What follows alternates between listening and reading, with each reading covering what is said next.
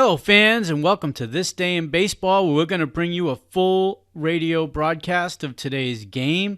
And before we do that, I just want to thank Classic Baseball Radio, and there's a link in the notes where you can check out their full channel. They have many great radio broadcasts. And while you're listening to today's game, if you want to check out much more about the game and the players, look on the links below, and you're going to see links to player pages, the date the game happened, the year it happened, and the play-by-play. Enjoy the game, and check out the links while you're watching the game, and please don't forget to hit the subscribe button so that every time new content comes out, you're going to get that firsthand. And thank you again for checking out This Day in Baseball, and enjoy the game.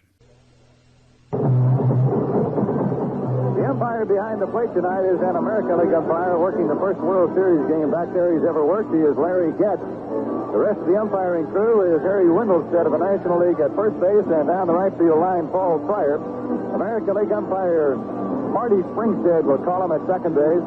National League umpire Augie Donatelli at third, and Jerry Neudecker of the American League down the left field line. The umpires have several things different, the most conspicuous of which, of course, is the different uniforms. The National Leaguers wear black coats and black pants with white numerals on their sleeves, and the American League umpires wear a very bright blue pant and a maroon jacket. Well, as Jerry Koosman walks around behind the mound and gives a good sign to all his players, Bert Campaneris stands in, and we're ready, and here is NBC's Jim Simpson. Thank you, Baltimore. Campaneris against Koosman in the second game, 1 for 2, had a triple. He's 5 for 20 in the series. Koosman, the left-hander, throws. It's a strike on the outside corner. Koosman most effective in his last 4 starts, including the playoffs, before not being effective in World Series game number 2. More about that later. Right back with a curveball that drops over the inside corner. Strike 2. Fastball on the outside corner. Slow curve on the inside corner. Campaneris behind 0-2. Koosman, in his last 4 starts, including a playoff, allowed 3 earned runs and 32 and 2/3 innings pitched. Only to be bombed out on the second game with 3-run 6 hits and 2 1/3 innings pitched of World Series game number 2. Very tough competitor, hero of the '69 series. Comes back with another slow curve, fouled back. Still 2 strikes to Campaneris. On is Joe Rudy. Milner at first, Leon at second, Helson at short, Garrett the third baseman, a very ill Jones out in left field, Hahn in center, Staub behind the plate, and Grote is the catcher. As Koosman working fast comes back with another slow breaking ball, thrown by Garrett on the ground at third base and throws him out. Milner fell off the bag but managed to keep his foot dragging across the bag for the out. 1 out. And that'll bring up Joe Rudy. Rudy 6 for 17. 353 in the series with 3 RBIs, and against Koosman on Sunday, 2 for 2. Jones lost one of his drives to left field for a wind-aided and sun-aided double.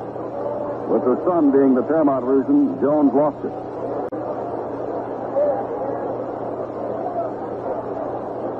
Wind is blowing toward right field. Koosman throws an off-speed pitch that misses outside. Against the Cincinnati Reds, when Koosman was so effective in the 9-2 win in the third game of the playoffs, their big hitters in the Cincinnati lineup, the first 5, Koosman worked almost exclusively with breaking pitches. When he got down to the 7, 8, 9 batters, came in with a fastball. There's the fastball to Rudy, and it's strike 1.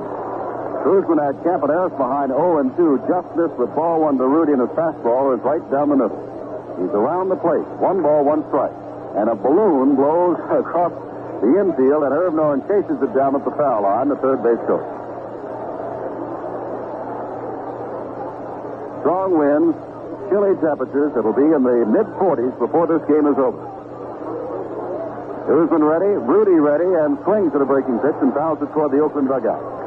1 ball, 2 strikes. And so Koosman has been ahead of both Campaneris and now Rudy. 14-5 during the regular season. Jerry Koosman. Back in 1969, he was 2-0. Makes that 14-15. There's a pitch way up high, and that's the first time that Jerry has really been out of the strike zone, and he was way up high there. 2 balls, 2 strikes. Vida Blue has not won in a playoff or a World Series yet. He's tonight's pitcher for the Oakland A's. Back again with a breaking ball. Grounded again toward Garrett. Behind Garrett is Helson. The long throw from the hole. High off the back. Milner comes down. He's out. Milner leaped high to get the throw and came right down on top of the bag and had Rudy by half a step. And there goes that Bud Harrelson again. Garrett cutting across. Harrelson going in the hole behind him, and with that rifle arm throwing it out. He and Capaneris have put on some show. 2 out of the scoreless first inning, and here's Sal Bando. 4 hits in 15 attempts. He had a triple in 2 attempts against Koosman in the second game. Big, strong right-handed hitter. 29 home runs, 98 RBIs during the regular season. Koosman throws him that breaking pitch outside, ball 1. Jerry started Capaneris with a fastball, but both Rudy and Bando, he went to a slow curve. Comes back in, the same pitching pattern as he showed Rudy, fastball, but this one misses. It's 2-0. Capacity crowd, it'll be well over 54,000 here tonight. The last World Series game in New York for this year. We go back to Oakland Saturday. The 2-0 count. Another breaking pitch stays high, 3-0. And after showing almost perfect control to the first 2 batters, Koosman now has gone to 3-0 to Bando, and he takes a look down the third base coach of Norris. Back misses outside with a fastball, and on 4 pitches, Bando walks, and up comes Reggie Jackson. Jackson 5 for 18, 4 of those hits in 1 game. And against Jerry Koosman, he failed to hit in 2 attempts. The American League's leading home run hitter with 32, leading RBI man with 117, stole 22 bases and hit 293. Strong contender for both Valuable Player awards during the regular season of 73. Left-handed batter. Koosman pitching from the stretch, looking at Bando, throws. It's a strike on the outside corner. Reggie Jackson was quoted today as having said he was told by Mr. Charles Finley, owner of the Oakland A's, others may go, but Reggie, you will live and die in Kelly green and gold of Oakland A's. I'm not going to trade you. This is the same pitch outside, missing low and away. Koosman will throw that slider low and away to the left-handed hitters. He got the first one in there and missed with the second. It's 1 ball, 1 strike. No score. Top of the first. Bando, who walked on 4 pitches, is at first base with 2 outs. Koosman ready, and again, this time it's a foul at the plate. Swinging foul by Jackson. Might have bounded off Grote as Jerry bends over for the moment, and Russ Getz, the American League umpire, walks out, gives him some time, and throws the new ball back to Jerry Koosman. On deck is Dean Tennant. They play Jackson around to the right and very deep. The wind at this moment is blowing in. Jackson waits, sidearm fastball, just as down low. 2-2. Koosman will drop down to about 3/4. To those left-handers.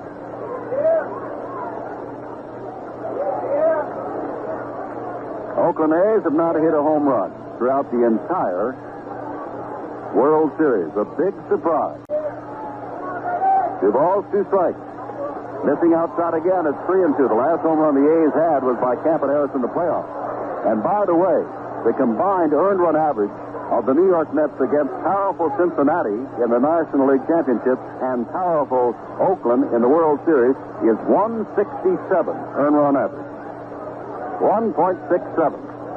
3-2, 2 out. Bando will be going. There he goes. Swinging a miss. Jackson strikes out to end the inning. No runs, no hits, no errors, and Bando left at first. We go to the last of the first. There's no score. Well, the younger of the 2 left-handers, 24-year-old Vida Blue, who was the sensation of baseball, the award winner, most valuable player in the American League in 1971. This year, back to a 20-victory season after winning only 6 last year in a conflict-filled season. Vida ready to go at the New York Mets, hot ball club, and they've been getting some great starts in the first inning the last 2 or 3 games by Wayne Garrett, who's coming on to start now against Vida Blue. One of Wayne Garrett's home runs was against Vida Blue. On Sunday, he was 1 for 3, a home run plus a walk. 256. Garrett's season-long average, 16 home runs, 58 RBI. Has 2 home runs in the World Series. No scores. We begin the last of the first inning. Leon is on deck to follow. Vida Blue looking for that first big win. He's a 20-game winner for the second time in his career, but looking for a series win. Starts him out with a fastball. Strike 1. Tennis at first, Green at second, Campaneris at short, Bando the third baseman, From left to right in the outfield, Rudy, Jackson, and Alou. Fosse behind the plate. Another fastball misses high and away. 1 ball, 1 strike to Garrett. Vida Blue gave up 4 runs on 4 hits in 5 1/3 innings. In that second game, working very hard and very quickly down. A fastball misses down low. He's thrown Garrett 3 fastballs. 2-1. Lifetime in the series, Blue has had a couple of starts, been in 5 games, allowed 8 runs and 12 hits. There's a strike. In 14 innings pitched. 2 balls, 2 strikes to Garrett. The teams will leave tomorrow. And so will we for the West Coast and Oakland, California for the Saturday and if need be Sunday afternoon game. 2-2 to Garrett. Blue now throws another fastball and strikes him out swinging. Well, Vida showed us a series of fastballs there and got Garrett swinging. That'll bring up Felix Leon. And Monty, you followed Vida Blue all year long, and in the late going, meaning in the playoffs and the championships, he has not gone the route. He hasn't. I think he really had the stuff to have gone the distance in Baltimore, in the one game in Baltimore. He just made a badge or two against Baltimore in the 1 inning. He was throwing as well as he's thrown all year for 6 1/3 innings. You remember he walked Earl Williams and then got a bloop single, and then he just grooved one, and that was all over. Here's Leon hitting the first pitch toward the first baseman. Tennis slips underhand to Blue, who's over there very quickly and alertly to cover the play. And on 1 pitch, Leon is out. And here comes Rusty Staub. 2 home runs last night, 5 RBIs. The most hits in the World Series, 7. And with that bad right shoulder after crashing into the right field wall here in New York in the National League Championship.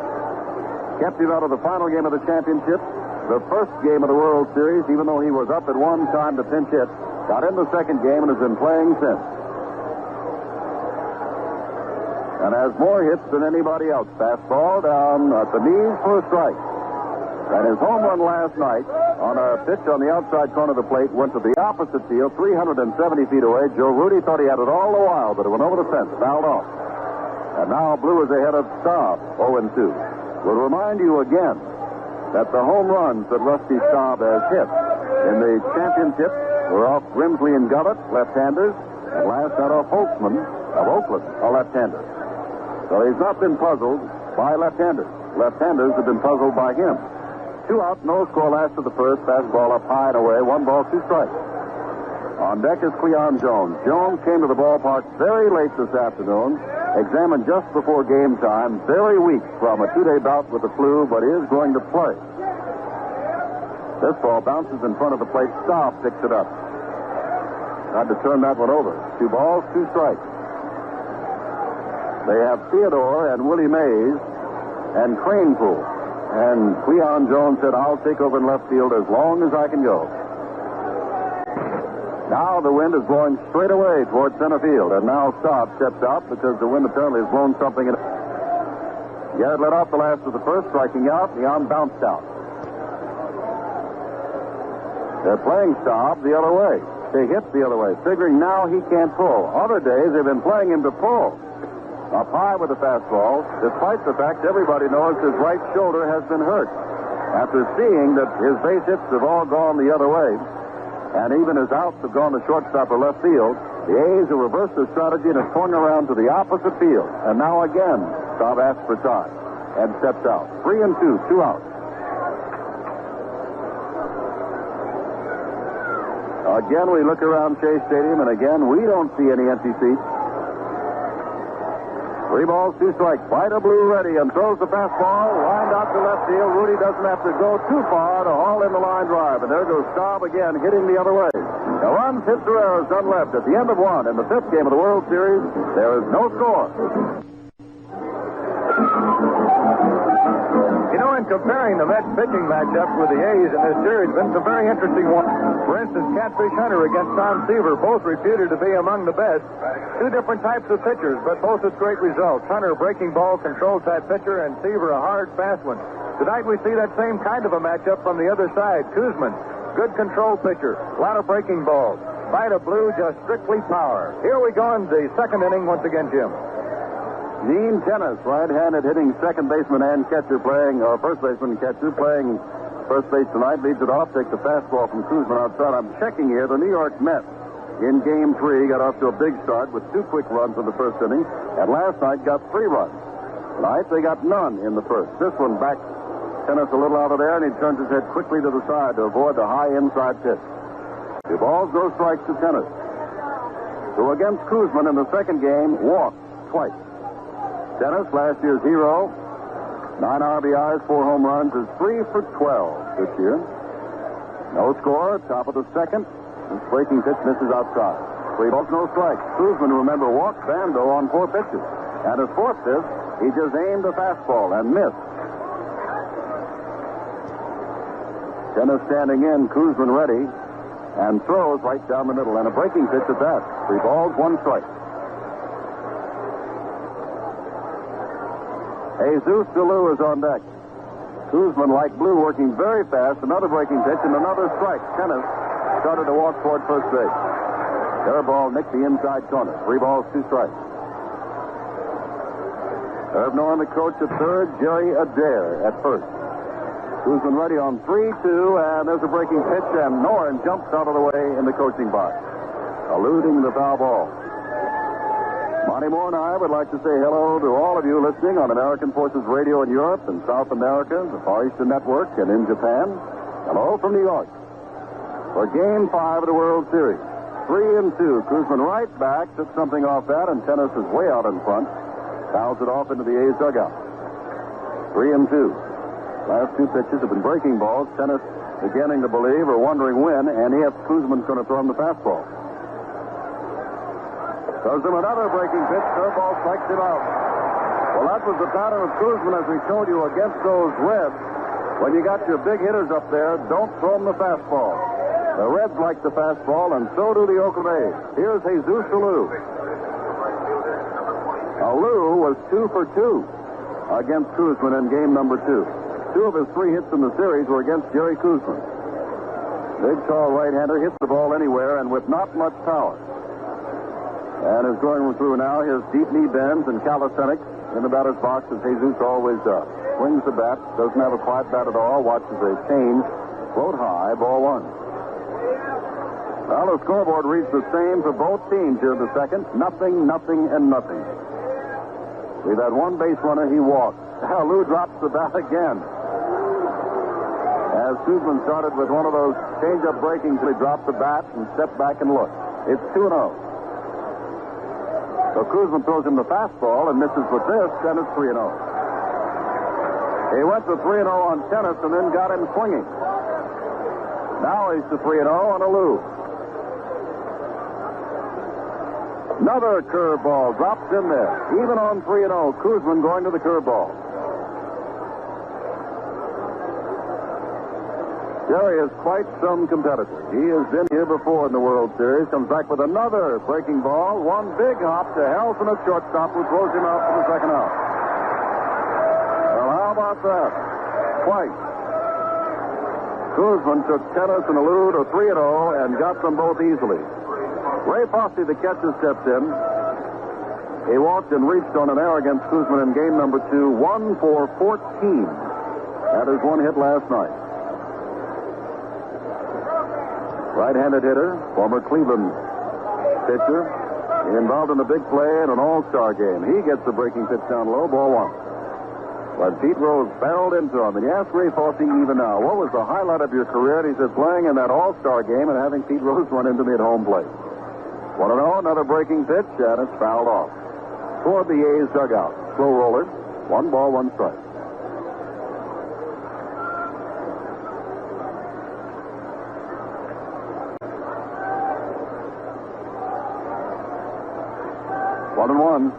Another breaking pitch, line drive, 1 hop to Helson. He's got it, takes a couple of steps, goes on to Milner, and they got him in a row. 1, 2, 3, down they go. At the end of 1 1/2, New York nothing and Oakland nothing. At Shea Stadium in New York, World Series game number 5. This is Monty Moore with Jim Simpson. There's no score. The Mets are yet to bat in the second inning. Series is now a 2 out of 3 series. Out on the West Coast on Saturday, it'll be Catfish Hunter against Jim Seaver in another rematch. And if it goes to Sunday, probably Ken Holtzman for Oakland and John Matlack again for the New York Mets. Ready for the Mets to bat in the second. Cleon Jones comes on, and here's Jim. And Jones waited until Vida Blue was almost through with his warm-up, just taking that last little extra bit of rest. This is the one who had the flu, was ill out in left field. In our first game here in New York, felt very badly last night, replaced by Theodore in the late innings, and now, despite the flu, feeling weak, he is in the lineup. He was 2 for 2, including a home run, plus a walk against Koosman in Game 2. 6 for 17, 353 is series average. Right-handed hitter with 11 home runs during the regular season. Vida Blue throws him a fastball too low, ball 1. Jones's home run off Vida Blue out at Oakland went to right field, down the right field line. He did not pull it at all. 1 ball, no strike. Blue, the left-hander, throws him another fastball. Line drive left field. Back goes Joe Rudy. It's past him, bouncing off the wall. Rudy picks it down. Jones on his way to second base. The throw to the cutoff man. He's in with a stand-up double. And Jones continues to hit Vida Blue.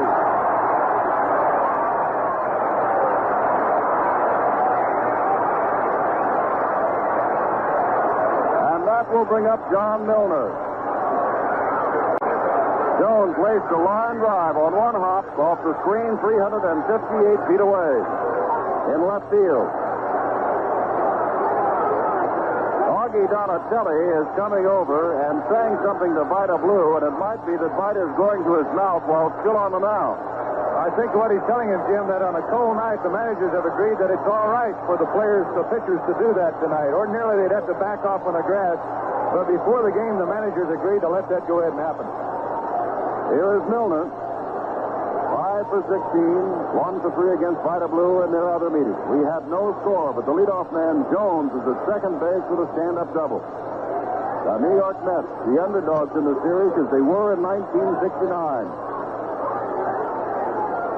A bluff. Jones back to second. Ball in at the corner. Milner swings at a blue fastball. Strike 1. And Foskey races to the mound. Jerry Grote is on deck. Well, the wind is so strong that all kinds of material is floating through the air. Bits of paper, balloons, napkins, wrappers from hot dogs. It almost looks like it's snowing in Shea Stadium. It's been going on like this since game time. Another fastball. This one at the knees. Strike 2. As a matter of fact, as it begins to float down, the wind catches it and it swirls back up again. We have no score. Man on and 0-2 to count to John Milner. Blue ready. Throws another fastball. Ground ball. Under the glove of Tennis.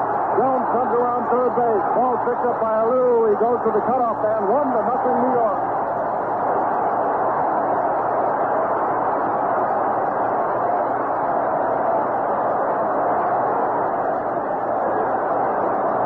The miracle continues in action. Again, they have scored first, and that brings up Jerry Grote.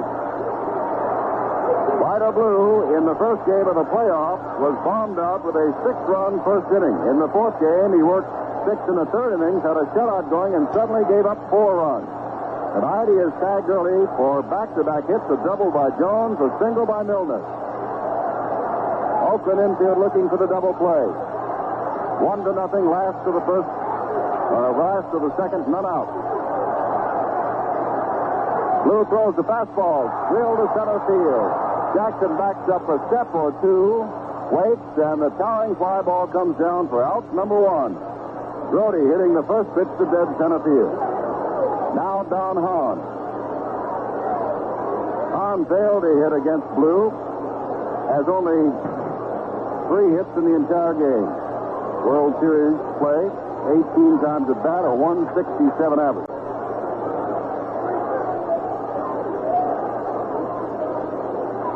On with the close stance. Tall, lanky, speedy right-handed hitter. And they play him to go the other way. Against the Blue fastball, and that's what he throws him, and he has him swinging. Strike 1.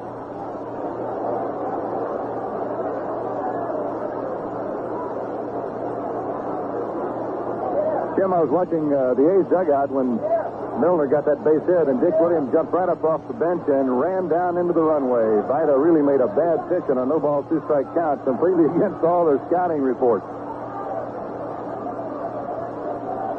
Strike one, fouls with the screen. It's strike two.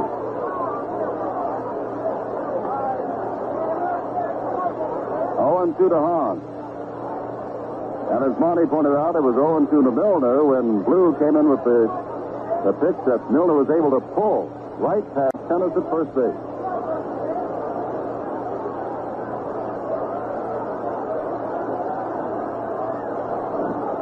DM throws the fastball way high, 1 ball, 2 strikes. Again, we'll report tonight that most of the spectators here, and we are loaded with spectators, are dressed for winter. Temperature dipping into the 40s. They've got their top coats, raincoats. 1-2, 1 out, 1-0. Last of the second. Blue throws another fastball, grounded toward Bando, under his glove, over to Campaneris to second base.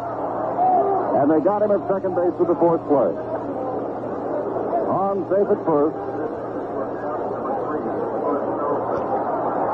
Here comes Bud Harrelson, 6 for 15.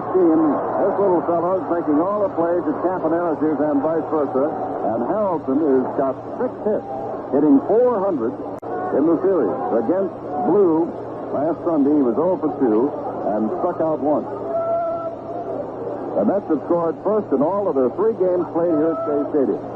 Conversely, the A's scored first in the 2 games out in Oakland. Blue ready, looking over at Hahn with 2 out now and a run in. Fastball is high. Ball 1. Fosse walks back and asks Russ Getz, the American League umpire, for new baseball. Harry Wendelstedt of the National League and all of the American League umpires are umpiring in their first World Series. Blue ready, fastball. That's the strike at the knee. Augie Donatelli, involved in that play against the Mets on the tag by Fosse of Harrelson on Sunday, is in his 5th, and Paul Pryor of the National League is in his 2nd World Series. 1 ball, 1 strike. Left field, Rudy going back toward the warning track is there and has it short of the warning track. But 1 run scores on the back-to-back 2 hits in the inning. No errors, 1 left. At the end of 2, the Mets have the lead 1-0 over Oakland. Dick Green leads off the Oakland third. Blue is on deck, as there's a strike on the outside corner from Jerry Koosman, who struck out Green twice. The last time he faced him in the World Series, Green has been up 7 times. Pitches inside, ball 1. 0 for 7, has been batted for in every game, and has struck out 5 of the 7 times he's been up. 1 ball, 1 strike. Koosman throws him the fastball down low, 2-1. 1-0 to score. The last of the second inning, Cleon Jones. Everybody was wondering whether he would play because of the flu. He is playing, double to left, and was singled home by Milner. Drive toward center field. Over to his right goes Don Hahn, waiting in the wind now, and has it for the first out of the Oakland third. Green flies to center. And that'll bring up Vida Blue. Vida Blue, not known as one of the great hitters, one of the good hitters, one of the fair hitters in baseball. As a matter of fact, in one year, 1971, Vida Blue, and remember how many times the pitcher gets up. Vida struck out 63 times. Right-handed pitcher takes low from Koosman. 1-0. 1 ball, no strike. Koosman ready, throws again, strike. 1 ball, 1 strike. The banners, the pennants that the Mets display around the stadium are being whipped by the wind. Now that they're swinging a miss by Vida Blue, that's 1 ball, 2 strikes. 341 down each foul line, but then you've got to go over a 10-foot wall beyond that. This is a big ballpark. 4-10 straight away. Strike 3, Blue, strikes out. Strikeout number 3 for Jerry Koosman. And that'll bring up Campaneris, who bounced to third in the first inning. The power rallies, 371 and 396 in both left and right. It just floats away to that 410 dead center field.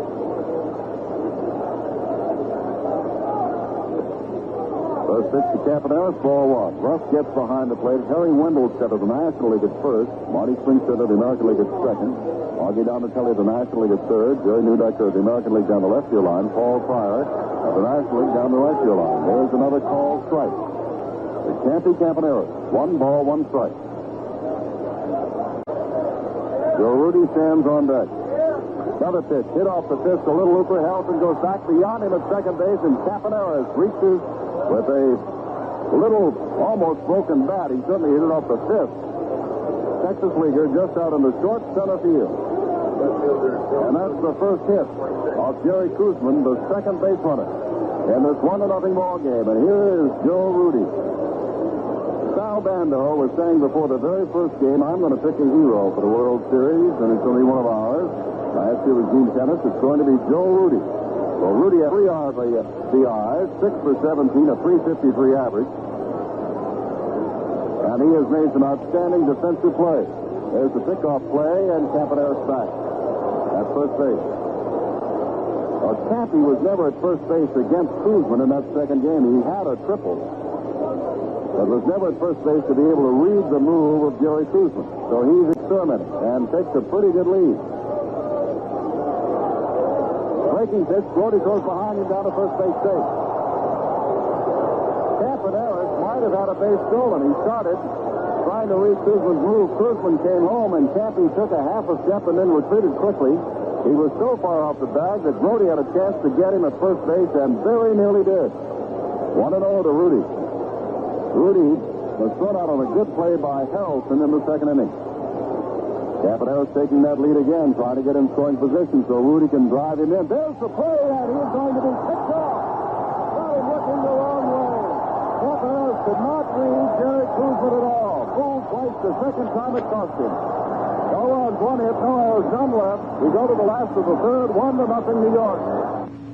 Wendelstedt, the first base umpire, and challenging Jerry Koosman boxed, and taking a look at the videotape replay in slow motion. His foot, the front foot, definitely came towards home plate. Campaneris was nailed completely at the bag, but you can see why if you see the replay, because Koosman either has a super move. Now Dick Williams is going to the home plate umpire, Russ Getz. And he thinks Getz should have called the balk also. Also, he's shifting from a National League umpire that's been watching Koosman all season long to an American League umpire to say, hey, call it like it is in the American League. Koosman has been accused of this before. And guess who's stepping to the plate?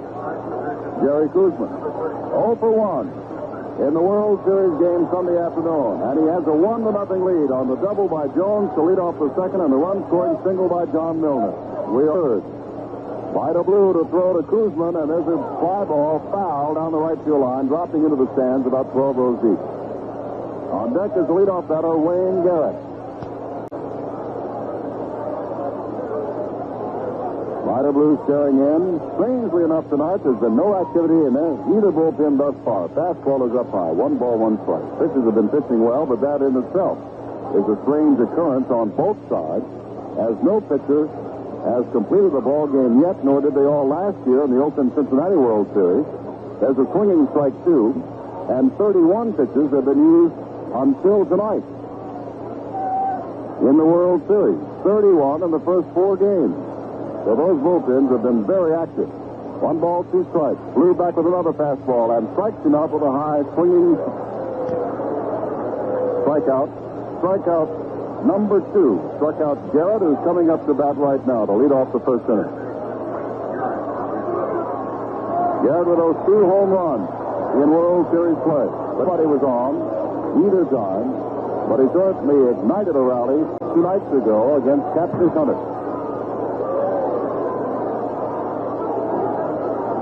Left-hander to left-hander, and the fastball is up high, ball 1. Well, can you imagine on Saturday afternoon a rematch of Tom Seaver and Catfish Hunter? And then if we go to Sunday, John Matlack and Ken Holtzman again. 1 ball, no strike, fastball, swing and a miss. 1 ball, 1 strike. And as Monty pointed out, the feeling of the Oakland players is, let's get this man Koosman tonight, because we've got Mr. Tom Terrific Tom Seaver and John Matlock if we go to Sunday. Let's get the edge tonight. We'll need it. 1 ball, 1 strike. Back again, swinging strike. 1 ball and 2 strikes. The air has died for the moment, and thus the debris that's been flying through the air has disappeared for the moment.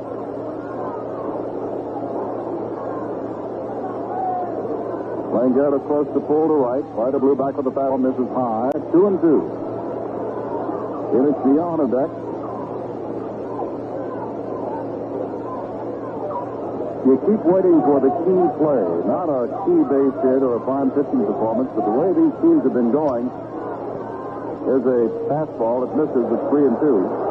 Someone has made the key error that has opened the door in every game thus far played. 3 balls, 2 strikes to Garrett with 1 out in the third. Vida Blue back, throws in the fastball and gets the call, strike 3. Garrett knew it, walked it away. The ball popped out of Fossey's glove, and Garrett wasn't running. He allowed himself to be tagged, and that was it. Leon bounced back to tennis, Blue covered, and was tossed out, swinging at the first pitch back in the first inning. Leon was 0 for 3 against Vida Blue Sunday. Blue is ready and throws inside. Ball 1. Temperature at 9 o'clock Eastern Time, that's 10 minutes ago here in New York, was 50 degrees, so it hasn't dropped yet into the 40s. Fastball catches the outside corner. 1 ball, 1 strike. But it will. And the wind is blowing, so the chill factor must be well down.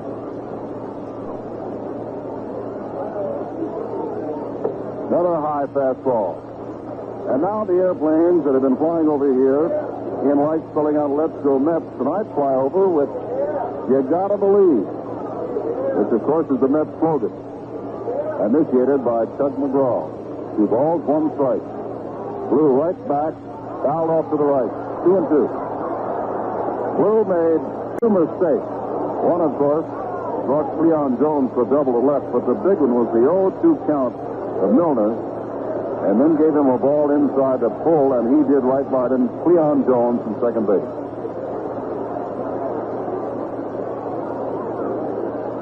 Rusty Staub on deck. 2-2. Throws in the fastball. Grounded on 2 hops to Campaneris. High hop comes down with it. Throws on the first base, and Campaneris and Helton continue to operate at shortstop as they should. Just as great fielding shortstop. A run hit to errors. He's on 3 full innings, and the Mets lead this one 1-0. Now we're getting ready to go into the top half of the 4th inning of a very fast-moving ball game. The Oakland A's, who have not hit well in the series at all, had only 1 hit tonight. They had only 3 for the entire game last night. 2 hits, and they put them back-to-back for their only run of the game, and it's 1-0 New York. Joe Rudy, who was at bat when Campaneris was picked off first base in the 3rd inning, comes up to lead off the 4th. Rounded out to Helton, made a good play on him back in the 1st inning. 1-0. Koosman throws, and Rudy takes inside. During the regular season, the home run totals of Reggie Jackson, Sal Bando, and Gene Tennis totaled 85 for the 3. The Mets as a team had 85 home runs. Yet in the World Series, the Mets have out-homered the A's, who have none. 1 ball, no strike. Outside, Koosman misses. 2-0. Which should tell you something. As we said, everybody said the big red machine of Cincinnati would mow them down. Oakland's got a powerful swinging club, and they do. Both teams do. But the combined earned run average, as we said before, against Cincinnati and Oakland since the playoffs began, 1.67. That is some pitching. 2-0. Drive hit off the fist and out toward right field. Leon circles back on the grass near Staub and takes it for the first out. And maybe it's the way hitters talk, but all the Cincinnati hitters and some of the Oakland hitters that I've talked to all say the same thing. The Mets pitching just isn't that superb. Their hitters are out hitting us. But the fact remains, The Cincinnati and Oakland hitters have yet to solve this Mets task. May before it's all over. Sal Bando walked on 4 pitches back in the first up for the second time. Koosman throws him a strike at the knee. Strike one to Sal Bando.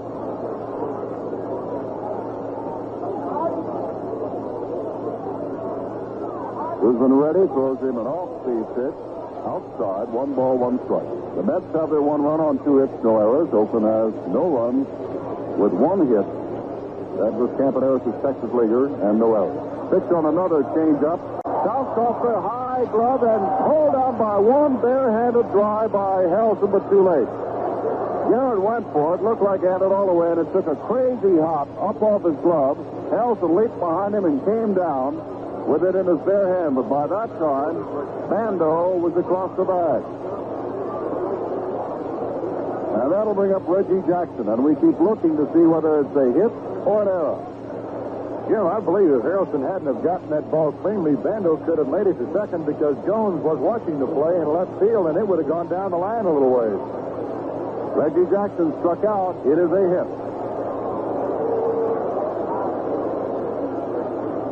Jackson lays off a off-speed breaking pitch, ball 1. Well, the 2 hits off Koosman thus far, Texas League single to short center, and a bouncer off the glove that took a weird hop, the glove of Wayne Garrett. Swing and a miss by Reggie Jackson. 1 ball, 1 strike. Jackson struck out swinging on a 3-2 count on a Koosman fastball to end the first, with Bando at first base. Now he's got Bando at first base with 1 out here in the 4th.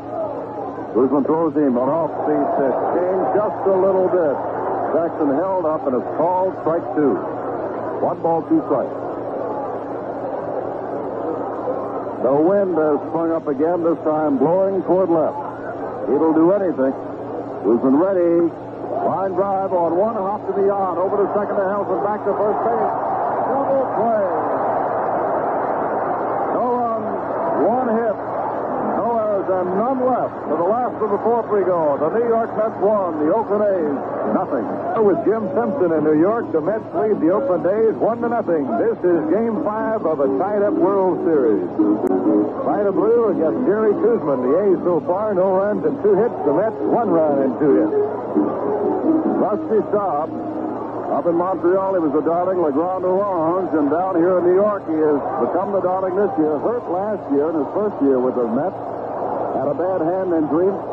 Held him off much of this year from being totally effective, but in the late part of the season and in the playoffs and now in the World Series, Staub has been something else. He worked Blue to a 3-2 count in the first inning and then lined to Joe Rudy in left field. Blue throws him a fastball, a strike, and a good-looking fastball. Strike to Staub.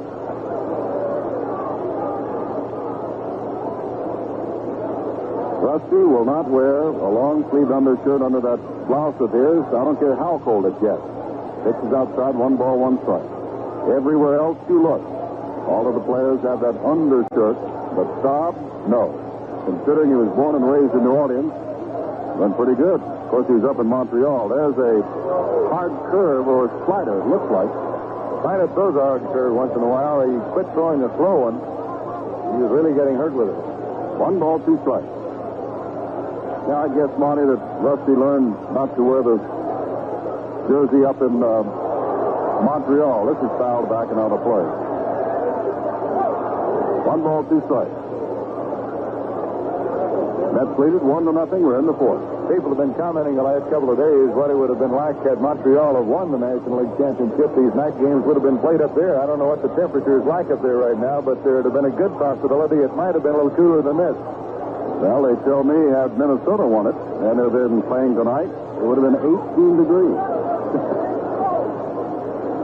1-2. Blue throws, fastball, and boy, Staub just could get a piece of that.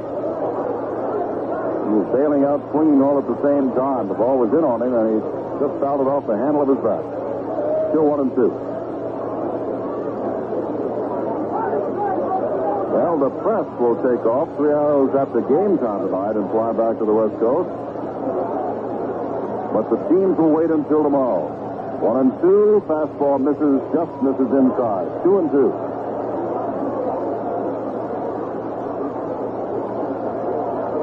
Kneeling on deck is Cleon Jones, who doubled to lead off the second and scored the game's only run.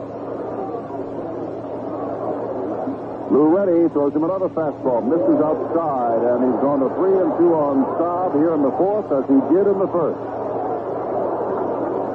And again we'll report that the A's are playing Rusty to hit the other way, toward left. Comes back, and he hits toward left, line drive past the glove of Campaneris. I thought Cappy would have it, but it curved away from his glove for a base hit, and Staub has hit number 8. And don't you think he is not a leading contender for the most valuable player in this World Series? 5 RBIs and now 8 hits. Valuable player in this World Series. 5 RBIs and now 8 hits. And here is Jones, who doubled and scored the game's only run.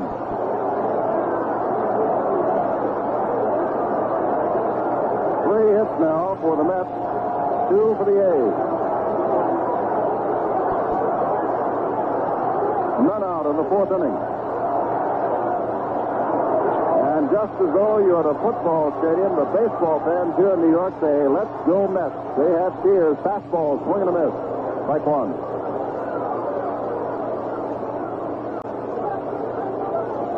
Russ Getz takes time to dust off the plate. Shea Stadium is almost on LaGuardia Airport property, but during the final game of the National League Championships and for all the World Series games, the planes are going the other way, diverted away from a landing pattern that virtually brings them in the stadium. That ball is too low, 1 ball, 1 strike. There are many occasions here in New York at Shea Stadium that you can hardly hear yourself think, not because of the fans, but because of the roar of jet engines. 1-1. Staub, small lead off first base. Blue takes a look at him. Throws a fastball right back through the middle. That's a base hit. Staub on his way around second base, and now, in deference to Reggie Jackson's good arm in short center field, stops right there. Well, there are 2 of those base hits that you might say had eyes. One was a line drive right for the glove of Campaneris and suddenly hooked away from it. And this one was a bouncer that just eluded Campaneris going towards second base. Runners at first and second, and John Milner, who had the 0-2 count and ripped a single to right to score Jones back in the second, is up again. Nobody yet throwing in the Oakland bullpen. None out in the fourth, 1-0 to score. Milner has home run power. Hit 23 during the regular season. Has 5 hits. Makes that 6 hits in the series. Fastball, too low. Ball 1. Ray Fosse walks out. They just sent Raleigh Fingers out of the Oakland dugout, Jim. They can go to the bullpen. Raleigh's been in the A's dugout here with the players, and I guess there's a runway that goes back under the stands, and he's the man who's going to be going to work out there. Well, he is not considered necessarily a long man, is he, Monty? It would seem to me that they want this game and want it badly. Right. You put out the fire when the fire starts, but he has gone as much as 6 2/3 innings in a game this year before.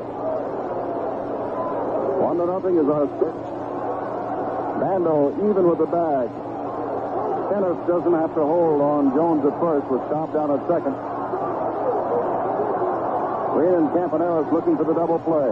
Fastball, strike at the knee. 1 ball, 1 strike. Jerry Grote on deck.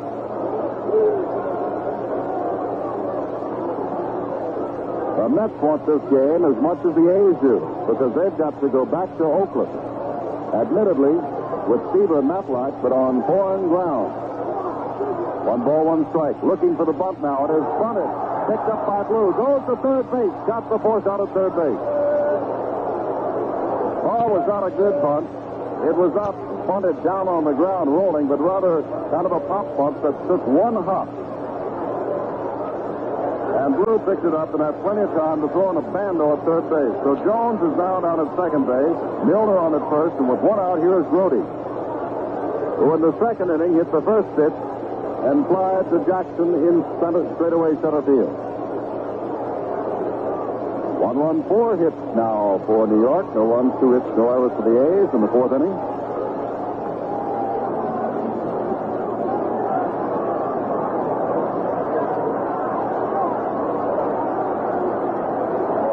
Blue from the stretch. Ready throws to Grote. Half check swing. Fossey holds the ball like isn't it over anyway? And Ruff gets apparently says, no, it's not, Ray. That's ball one. Well, here in New York, Tom Seaver was taken with a 2-run lead in the first inning. John Matlack a 3-run lead in the first inning. Koosman a 1-run lead in the second inning, and they're trying to get him more. 1-0 to Grote. Down low. 2-0. Fingers throwing in the Oakland bullpen. Don Hahn on deck. They play Grote not to get her out on the blue fastball. Swung around toward right.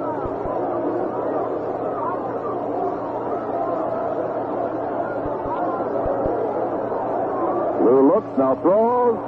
Hit high down the right field line in foul territory. Tennis back may have a play, does have a play, and takes it for the second out.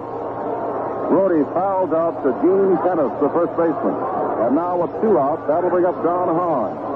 And Fossey walks over by Blue to say something to him. Bando walks out to Blue. He is their team leader. He reminds them of the scouting report. He keeps them on their toes. Sal Bando. It is 1-0. Staub and Jones led off with base hits.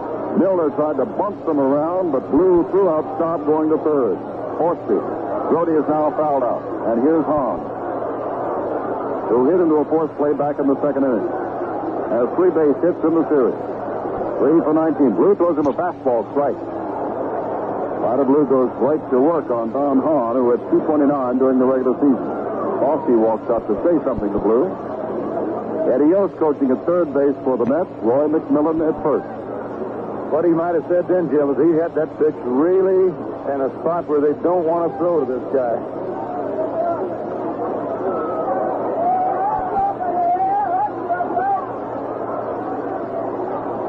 On waits. Blue is now ready. Another fastball fouled back. This was up in and on Hahn, and he fouled it back. 2 strikes.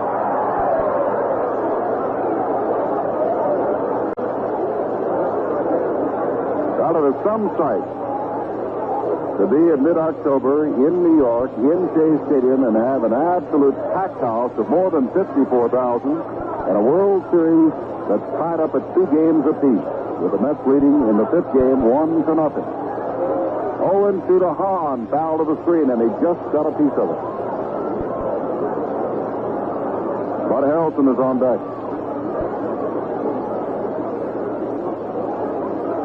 The wind and the fans have taken away much of the bunting that was here when Game 3 began on Tuesday night.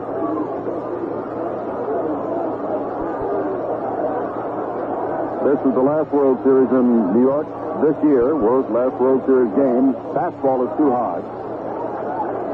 As we move on to finish up out in Oakland, California. Fossey walks out again. Fossey had the pleasure this year of catching not 1, not 2, but 3 20-game winners. Catfish Hunter, Ken Holtzman, and Vida Blue. All are different.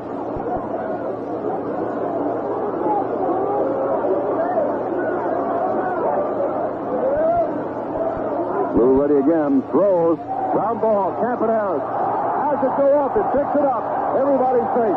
Hard hit. Campaneris rooted the ball for the chance to end the inning. And everybody is safe. And that'll bring up Bud Harrelson. Pesky Bud Harrelson, who is 6 for 16. And that is an error on Campaneris. The first that either shortstop has drawn in this series. Harrelson flied to left last time up.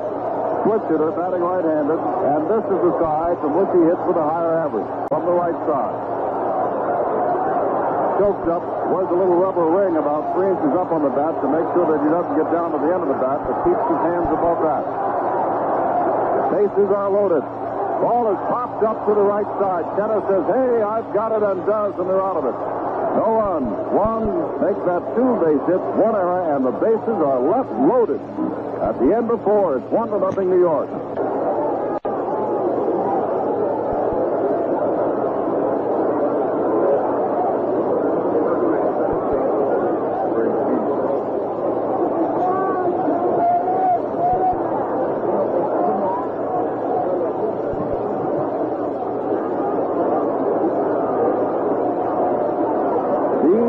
tennis leads off the fifth against Jerry Koosman, who throws him that big, slow curve. Boy, Koosman really loves to go to work on the big hitters with that breaking stuff rather than the fastball. Comes back with another one. Swing, strike two. In the second inning, Koosman couldn't find the reins initially, went to 3-0, and then struck out Tennis on a curveball, swinging. Now he's 0-2 and throws him another one. That Tennis leans across the plate, almost went for it. Was out of the strike zone. 1 ball, 2 strikes. You're going to have to hit a good curveball if you're going to hit it out of here against Koosman. Comes back with another one. Grounded foul towards third base. Backhanded there by Wayne Garrett. 1 ball, 2 strikes. Matlack and Seaver are known as power pitchers. Koosman has all the power in the world, too. Not as much as he had in 1969 when he won 2 games, but still plenty, but goes to that big curve. Now he throws the fastball. It misses inside. 2 balls, 2 strikes. The Mets got their 1 run in the second inning on a leadoff double by Cleon Jones and a single on an 0-2 count by John Milner. They threatened again in the last of the fourth. Another breaking pitch stays inside, and he's gone to 3-2. To Tennis again. On the second inning, on a 3-2 count, he threw him a beautiful curve, and Dean struck out swinging. He remembers that. Koosman remembers that. Let's watch. He throws him the curveball, pops it up, foul out of play. Still 3-2. Wind is now blowing in. Koosman ready and throws him a pitch that is too low. Ball 4. And Jerry Koosman has issued his second walk. And the 4th open A reaches base. Jesus Alou, who also went to 3-0 before grounding to Helton at shortstop, back in the second inning, is up. Alou is 3 for 15 in the series. Remember, he was 2 for 2 against Jerry Koosman in game number 2 of the World Series. Mets lead it by 1. Top of the 5th. Fastball pops up. Grote behind the plate. Tosses away his mask. Has plenty of room and has the ball. 1 off.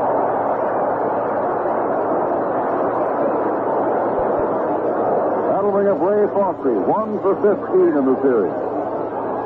Got a base hit last night in the top of the 5th to lead it off.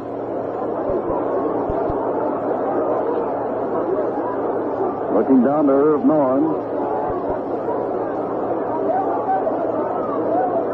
Green is out on deck. By this time, usually in the World Series, has been batted for. The pitch to Fosse, strike at the knees, and Ray turns around and looks at Russ Getz, the American League umpire.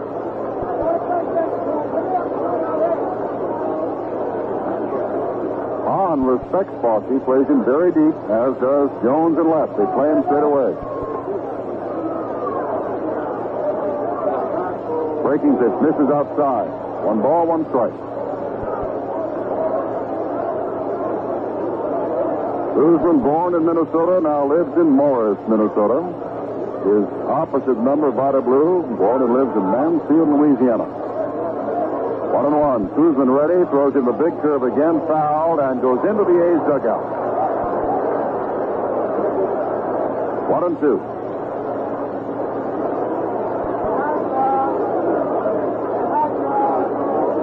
Mets lead by a run in the top of the 5th. The A's trying to get something going. They haven't had much going since Tuesday night. Pitches inside under the hand. 2 balls, 2 strikes. They lost 6-1 last night with just 3 hits. They had no runs tonight with just 2 hits.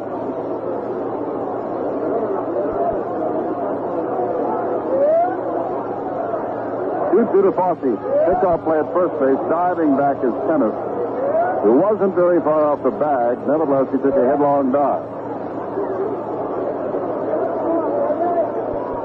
Tennis only attempted to steal 4 times during the regular season. Foul out of play by Fosse. Off to the right.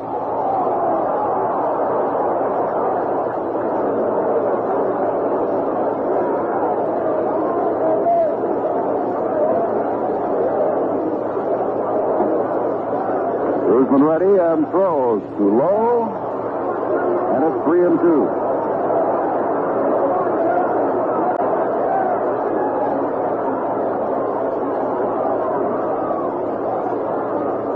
With one out, 3-2, we'll see whether or not Tennessee is going. Koosman looks toward him. He is on his way, and the ball is hit down the line, foul into the right field seat. So they were running Gene Tennis with just one out and a count of 3-2.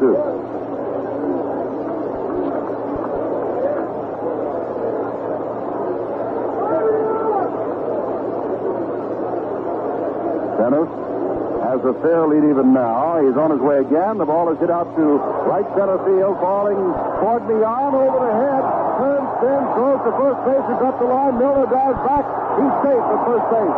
Almost a sensational double play. Beyond made a duplicate of the Willie Mays catch in that he caught it over his head going away from the plate. Remember that great Mays catch? Then he turned it off balance, throwing one hop to Milner. Had to come up the line to get it. He dove toward the plate, but Tennis got by.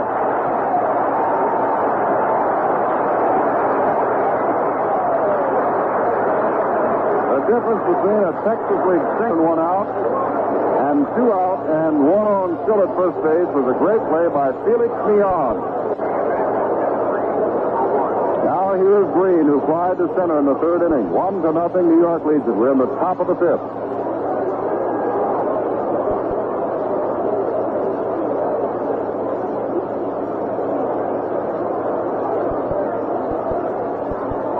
Koosman, after a long wait, now is ready to throw to Green, and his pitch is way up high. Ball one. Well, after the fast starts of the Mets last night and the night before, the Mets fans expected the same tonight. They haven't got it. They got the lead, but it's just 1-0. We're in anybody's ball game. Again, center field. Don Hahn drifts over, straightaway center field, waits, and has the ball. And it's a 1-2-3 inning. Thanks to Felix Milner. No runs, no hits, no errors, and the leadoff man, Tennessee, walks left on base. At the end of 4.5, New York 1 and Oakland nothing. Hello again from New York. Jim Simpson with Monty Moore. The Oakland A's have yet to get a man as far as second base. The New York Mets have had several as far as second base and have the game's only run. Cleon Jones led off with a double in the second inning and scored on John Milner's single. They had Vida Blue and the A's in trouble in the fourth, but he got out of it with some fine pitching, retiring Bud Harrelson. So it's 1-0 New York as we go to the last of the fifth, and we come back to Monty Moore. Okay, Jim, and Koosman is the batter against Vida Blue. Hasn't walked anybody. He struck out 3, and the Mets have the 4 hits. Here's Vida's first pitch of the inning, and it's a strike.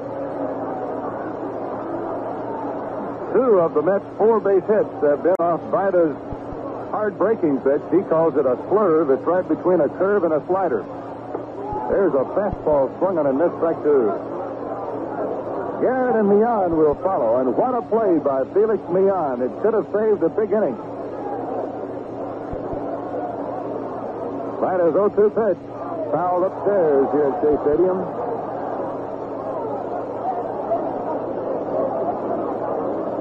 The Mets got there, and in the second inning, a leadoff double by Cleon Jones ripped hard to the left field wall.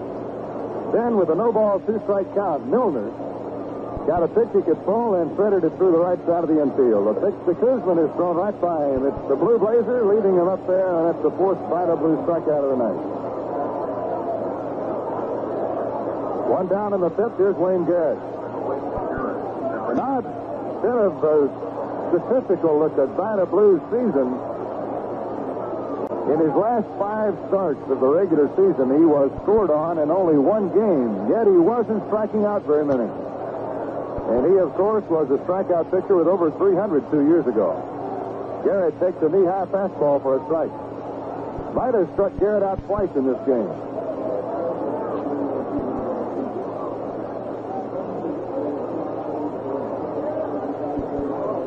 Some balloon benders doing pretty well in this ballpark, only most of them are ending up out on the field. Vida misses outside with a pitch, hits the ball on a strike.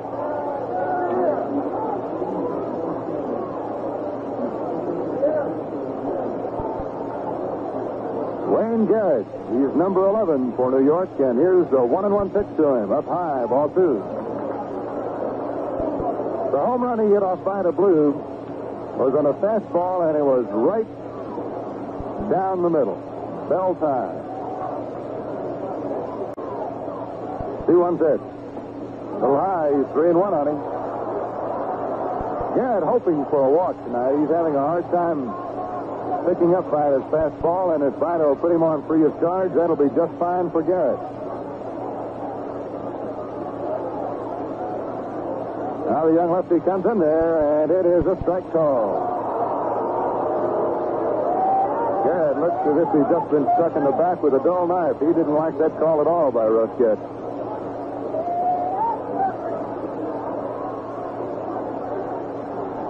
3-2 again. Walked him this time, ball 4. So the Mets got a man on with one out, and here's Felix Neon, one of the best bat handlers in the National League. Getting a great round of applause for his outstanding play on the blooper hit on a hit-and-run play by Ray Fosse.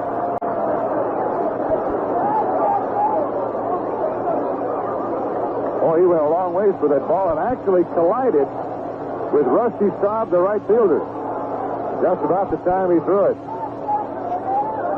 Now Garrett has asked for time at first base, and he's talking to his first base coach, Ron McMillan, acting as if he had some sand in his eyes, but I would imagine that he saw some sign he didn't recognize and said, hey, wait a minute.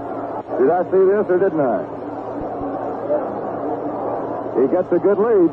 Here's a pitch. Pitch out, and it's a wild pitch all the way into the stand area. Vida blew on a pitch out, threw the ball over the catcher's head. He saw the same thing that I saw, and Garrett going back to ask about a sign, and they became suspect and pitched out. Only thing is, Vida blew pitched too far out. Now the Mets have two shots with Neon and Staub to get another run. Well, how often do you see that? Wes Stock is going out to talk to Vida now. He's the Oakland A's pitching coach.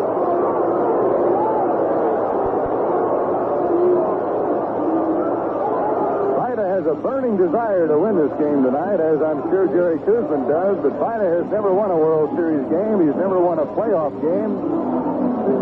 He was a winning pitcher in an All-Star game for the American League, the last one the American League won.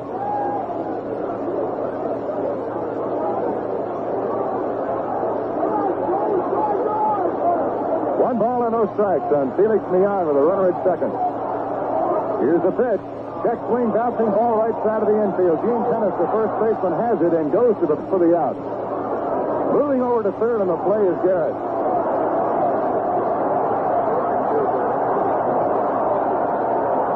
And here is Rusty Staub.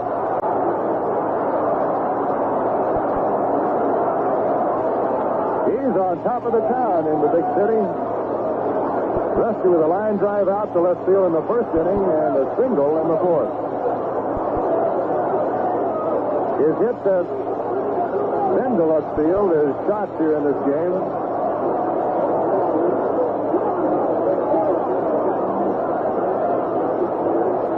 The last time that Rusty was up, they had two strikes on him, and they got him throwing inside. Vida threw the next one, and it was on a 3-2 count. He had to give in a little bit and threw it right over the middle of the plate, and Rusty drilled it. Off the windup, here comes the pitch. Strike call.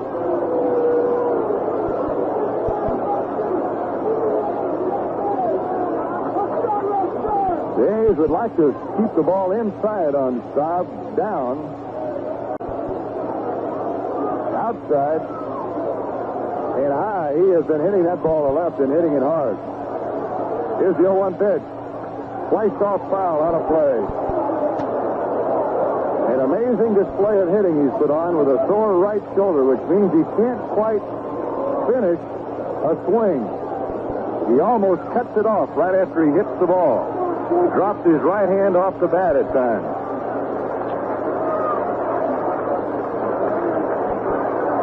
Wayne Garrett at third. The Mets are leading Oakland 1-0 in Game 5.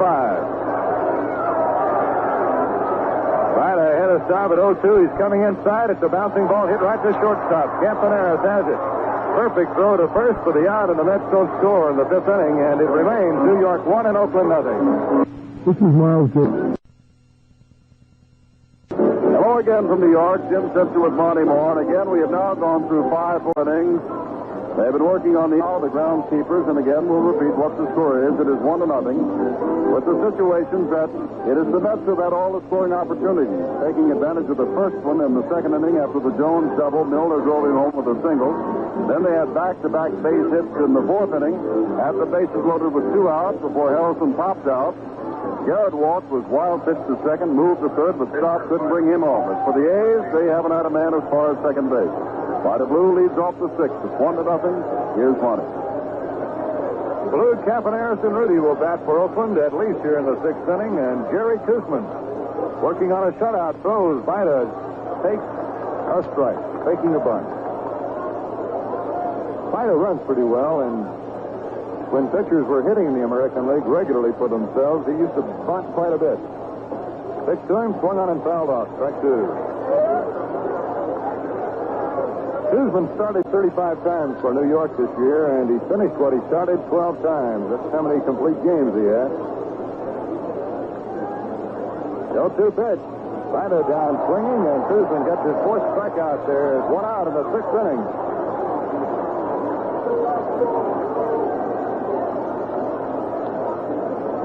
Here's Bert Campaneris. The A's road-running shortstop got a single in the 3rd inning and was picked off by Koosman at first base. The pitch to Campy is outside, ball 1. The A's screamed balk as Koosman got that front foot. Instead of pointing it over towards first as he threw the ball, he had it down towards home plate. Here's the 1-0 pitch. Campaneris takes a strike. Once in a while, Koosman can really pop that fastball, and he gets it in on you pretty easily.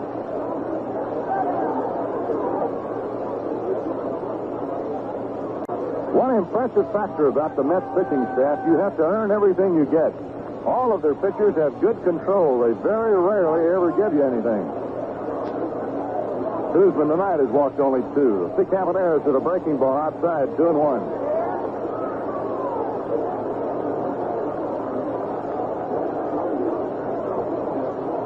If the pitchers aren't giving you much, it takes a lot of base hits to score many runs. 2-1 delivery. Fouled off. Back onto the screen and rolls back down to the playing surface. It's 2 balls, 2 strikes.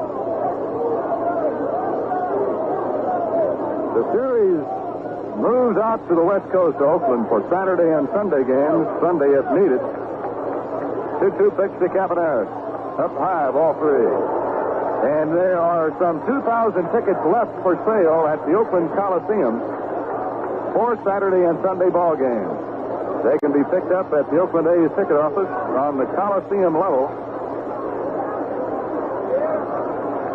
anytime tomorrow, 9 to 5. 3-2 to Campaneris. Ball 4, he walked it.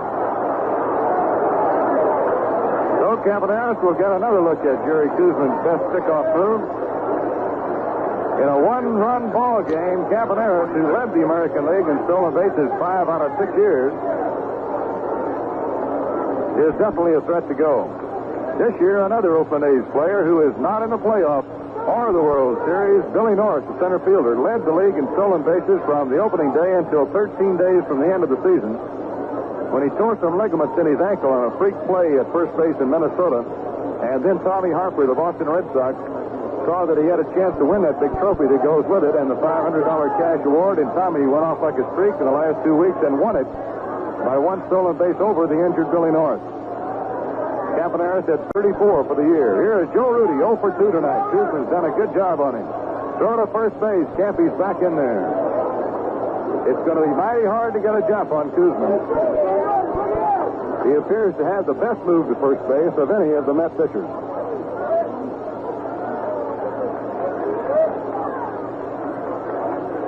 He comes to the plate. Rudy takes up high.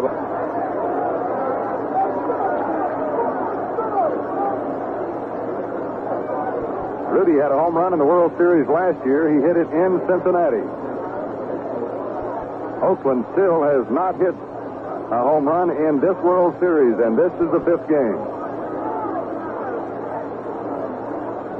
Throw to first base. Koosman looks to the plate, but throws to first.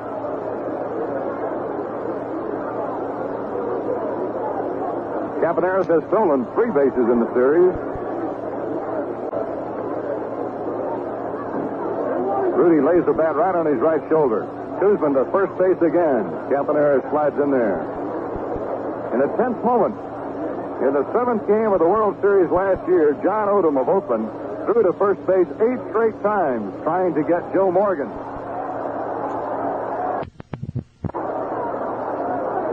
Finally, Morgan took off running, and catcher Dave Duncan threw him out at second. The pitch to Rudy. High pop-up behind the plate.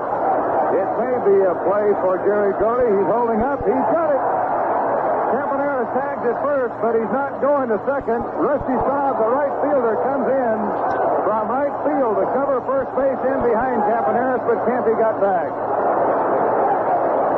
With the catcher making a catch by the screen, the first baseman Milner went out on the mound to cut off any throw by the catcher. Campaneris went halfway down to second. Rusty Staub came all the way in from right field to cover first base and try to pick Campaneris off. Now there are 2 down, and here is Sal Bando. Koosman just got a big out in getting the hot-hitting Joe Rudy.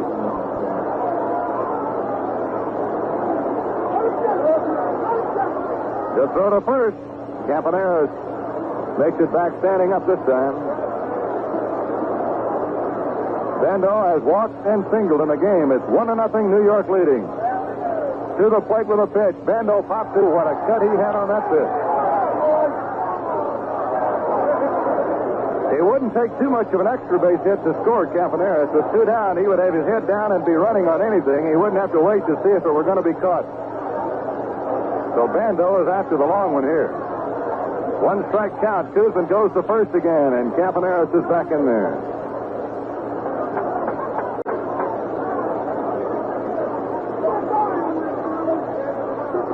Another throw to first. A little better move this time. Campy beats it back again. Dick Williams up on the top step of the Oakland dugout to watch Koosman's move now. Here's a pitch. Bando swings through a fastball, missing strike 2.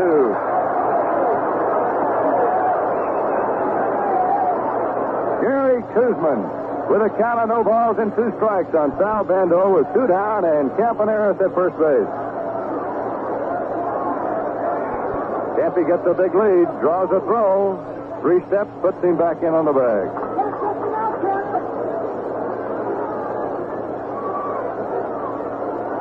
With the runner at first, Koosman stands with his right foot a little behind the left one. Here's a throw to first again. If he ever takes that right leg behind the pitcher's rubber in the middle of his motion back, he's got to go to the plate. He can't take it behind the rubber and go to first. A pitch to the plate. It is up high, says the plate umpire, and he appeals at the first base umpire, and he agrees. Bando started a swing, but didn't let it go. Jerry Grote asked the plate umpire to appeal to the first base umpire, and he did. And he said no swing. Now the throw to first. Campanera tops back in the bag.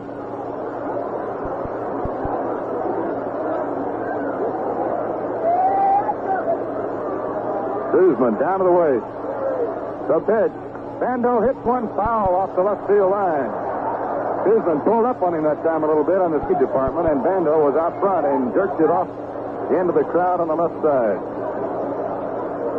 Monty and Turners, we must report, and looking at the instant replay, it looked to us as though Bando had gone around. Maybe it'll be a harmless moment, but it could be costly. Here's the pitch to Bando. Slow curve, and it's just outside. Ball 3, and he had Bando fooled. If that ball were over the plate, Bando had had it. He had that bat back and couldn't have pulled the trigger. So the count rides along at 2-2 as Campaneris, away from first base, is holding the pitch. Bando hits the grounder to third, right off the foot of Garrett. He's not going to get anybody. The ball did not come up for Wayne Garrett, the third baseman. It stayed right down on the ground and hit him on the feet. Stayed right at his feet, and the A's now gets the door knocked open, and here is Reggie Jackson, who has been long, long overdue to do something with a bat in this series. It's an error on Wayne Garrett, the Mets third baseman.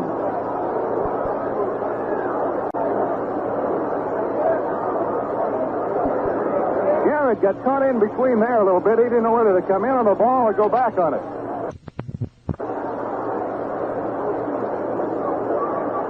That's the first Oakland runner that has been in scoring position in this game as far as second base. Reggie Jackson, a strikeout victim in the first inning, and he ripped one hard, but right on one hop to the second baseman in the fourth inning, it was turned into a double play. Capaneris, the runner at second. The Mets play Jackson, swung away around to the right side. Koosman at the belt. Here's his pitch to Jackson. Curveball outside. It's 1-0.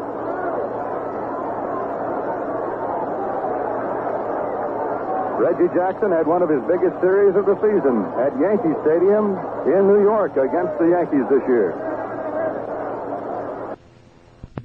But here at Shea Stadium, he has done very little. It's 1-0, New York leading.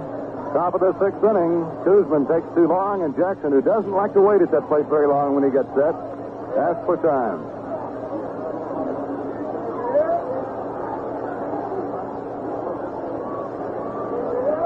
Now everybody's ready, and Koosman delivers. Jackson check swing foul ball. It goes into the left field stands, out of play. Reggie tried to peel away from a high inside pitch. He left the bat up there, and the ball hit it.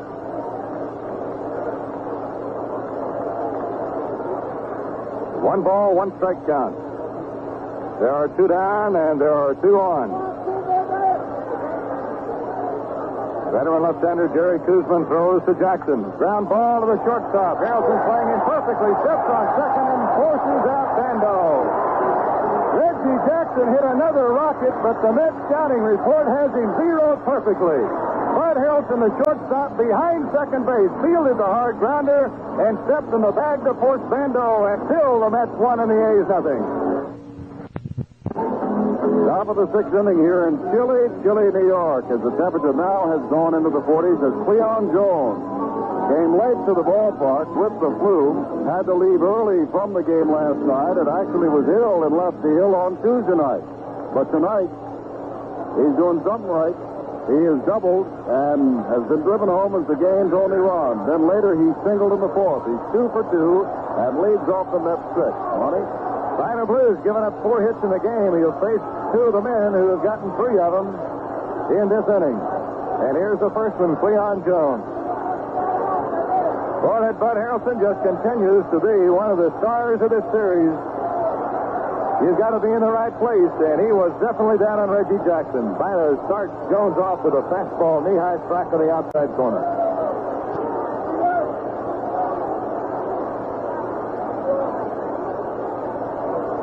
Here's the 0-1 pitch. Line drive to deep left field. Joe Rudy's going back at the wall. He makes another unbelievable catch. Joe Rudy makes a backhanded leaping catch, crashes into the fence in left field, holds on as he falls over. The Mets fans, 54,000 strong, are standing as Joe Rudy has just done it again. They're racing out to see if he's all right. He apparently is all right, and we'll be back after this pause. 30 seconds for station identification.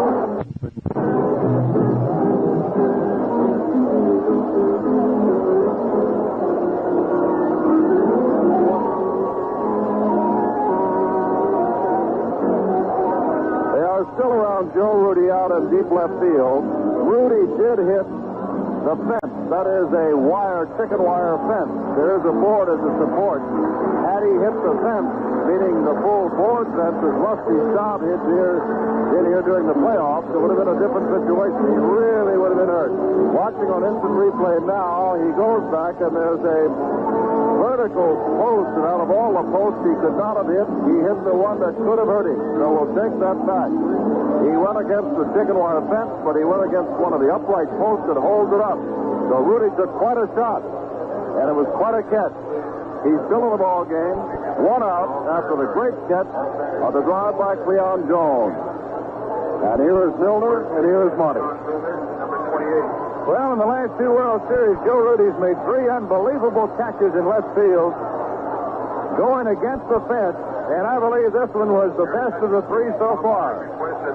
The pause here, Monty, is there's a net pennant that is obscuring the foul pole down the right field line. And they're asking them to take it away. And they're not doing it yet. Tell you, Cleon Jones, whatever medicine they gave him to cure him of his illness, put a little bit of zip in that bat. He has ripped the ball hard 3 times. That was a low inside hit off Vida Blue right then. And he really got down on it and leveled the blast. So 1-0 ball game. The A's and the Mets have played them close, all except for last night. All right, here's John Milner, who knocked in the game's only run. Left-handed batter. Vida had a no-ball, 2-strike count on him and hung one on the inside. Here's a pitch. Inside, ball 1.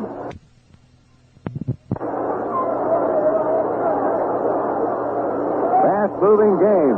Jerry Koosman has been outstanding. Pitches up high. 2 balls and no strikes. Vida Blues pitched an outstanding game. What would you think? 85-90% of the regular season, if you hold a team for 1 run for 6 innings, you're in the ball game. Here's the pitch.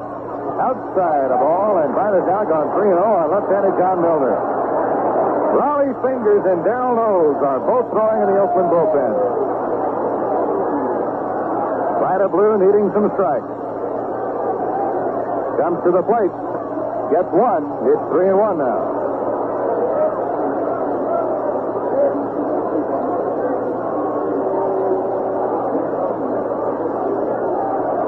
The Louisiana lefty cut loose again. There's a bouncing ball dragged to the right side. Gene Tennis has it. Tossed it underhanded to Vida Blue, covering just ahead of the oncoming runner, and they're 2 away. Grote 2 down, and here's Jerry Grote.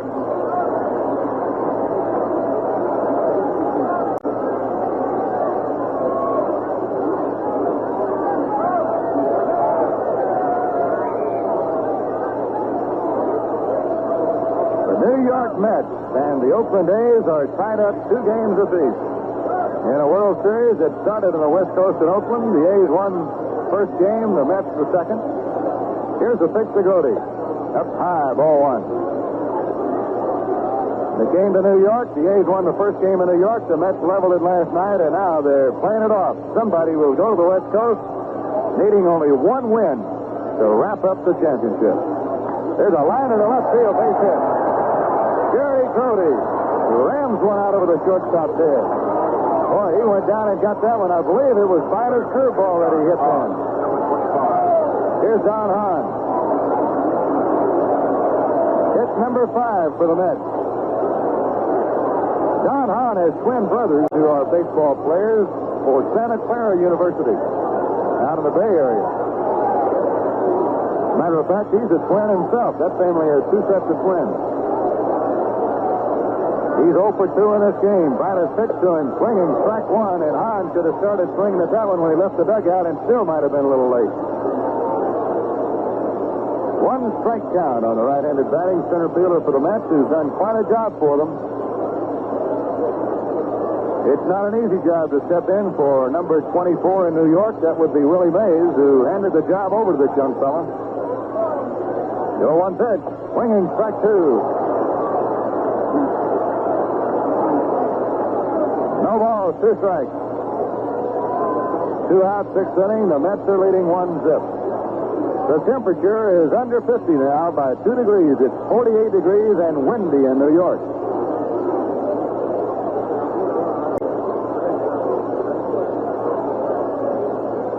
But I don't know anywhere I'd rather be. Vida's 0-2 pitch. Oh, that ball must have hit the bat behind. He tried to get it out of the way. It hit the A's catcher, Ray Fossey. Hahn started to swing, didn't get it out of the way. I would imagine, Jim, on the American Forces Network, there are some people listening and might be listening in an area where it's 48 degrees below zero. Or they might think it's 48 is pretty warm. But it's very windy here in New York. No balls, 2 strikes to count. Vida's pitch. Inside to Hahn. He came close to the kitchen with that one.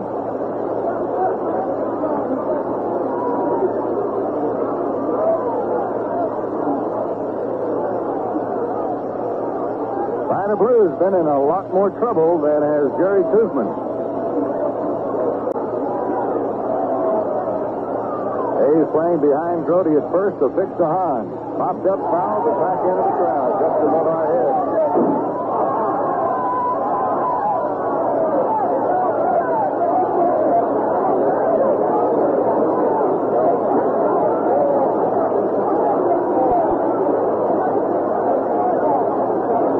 Last half of inning number 6 here in New York. Vida down to the waist. Curls and throws up high, a ball, 2-2. Once in a while, on that Vida Blue fastball, which really takes off, ace catcher Ray Fossey has to just leap to catch it. Not that it goes that high, but he has to leap and just get over there where he can reach it with his glove. He's holding his hand as he comes back. That one hit him on bone bruise, which he has already from catching this A's 320 game winning staff. 2-2 pitch. Fouled off. Right in front of us. That's not getting out of here, I'll tell you. See you later, Jim. Our producer, Lynn Dillon, didn't say a thing about this when we came into New York. They're shooting at us up here tonight.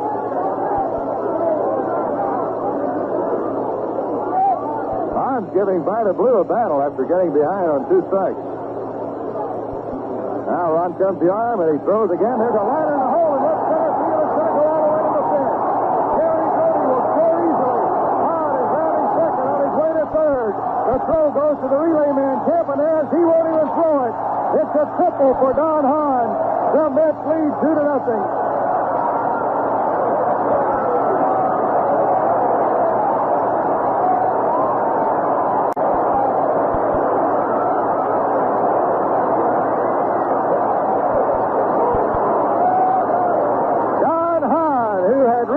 Vida Blue a battle, finally got the pitch he'd been waiting for. It was later high on the inside, and he drove it.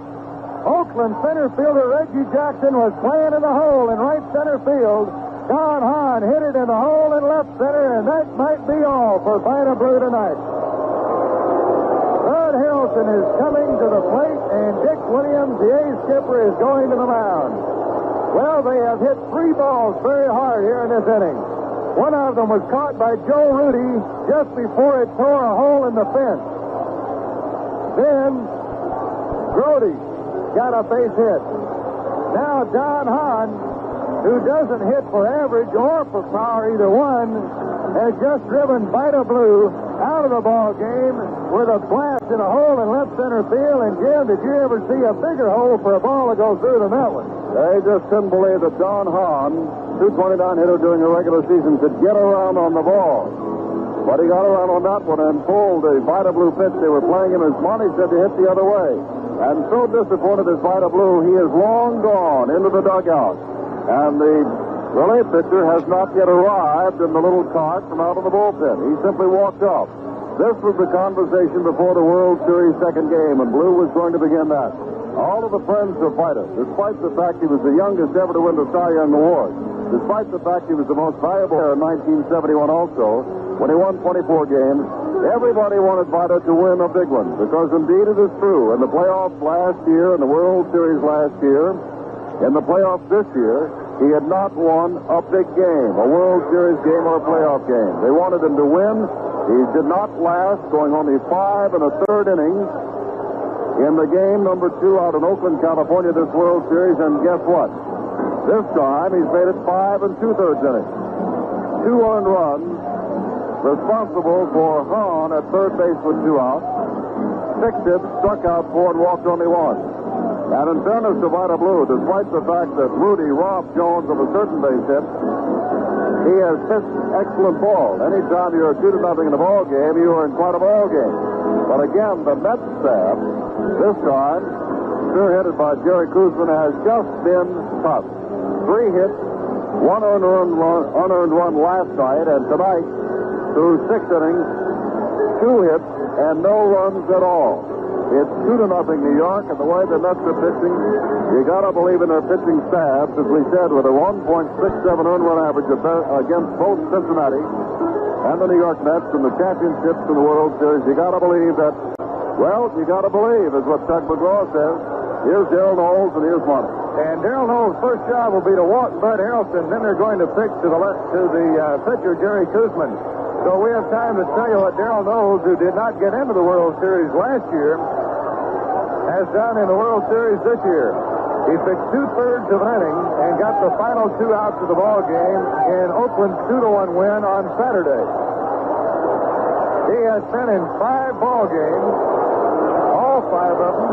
The series record is 6, set by Hugh Casey, the old Dodgers, Raleigh Fingers, and Pedro Borbon of Cincinnati last year. In Darrell Knowles' previous 4 games in this series, he has given up only 2 hits in 5 1/3 innings, 1 run, but he has walked 4. He struck out 3. He has 1 save so far in the series. Darrell, of course, will be remembered from this World Series for one other thing for a long time. In that long extra inning posting in Oakland on Sunday, he came in to pitch. Threw a double play ball with the bases loaded that was hit right back to him, and he threw the ball away at the plate, and instead of getting 2, they didn't get anybody. And the Mets went on to win by 3 runs. Here now is the pitcher, Koosman, with runners at first and third base.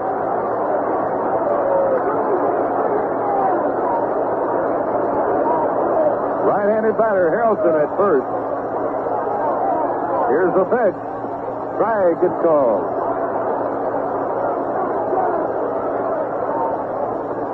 Should Hahn see Harrelson break from first base, and the A's are not holding Harrelson on.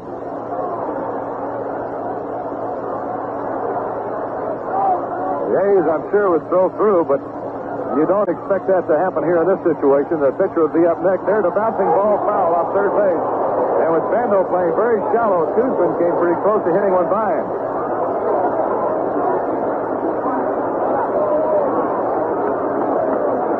Koosman was struck out twice by Vida Blue. Mets are leading 2-0. Vida has made 2 what you could call not good pitches tonight. 1 to Milner and 1 to Saab, and they both cost him runs. Here's the pitch. After foul off third, and he's getting some real good cuts off Darrell Knowles.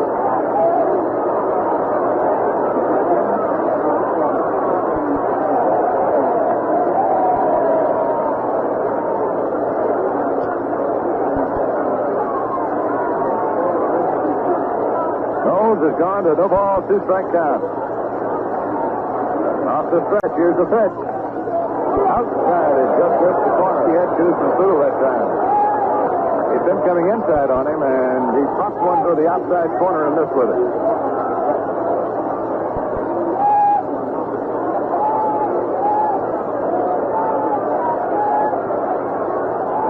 Don Hahn at third base, following the biggest hit of his career, maybe a triple. The pitch. Just outside, Harrelson with a delayed start off first base didn't go anywhere. They're appealing to the first base umpire to see if the pitcher swung at the ball. He did not. Harrelson teasing off first base there, trying to draw a throw from Ray Fosse.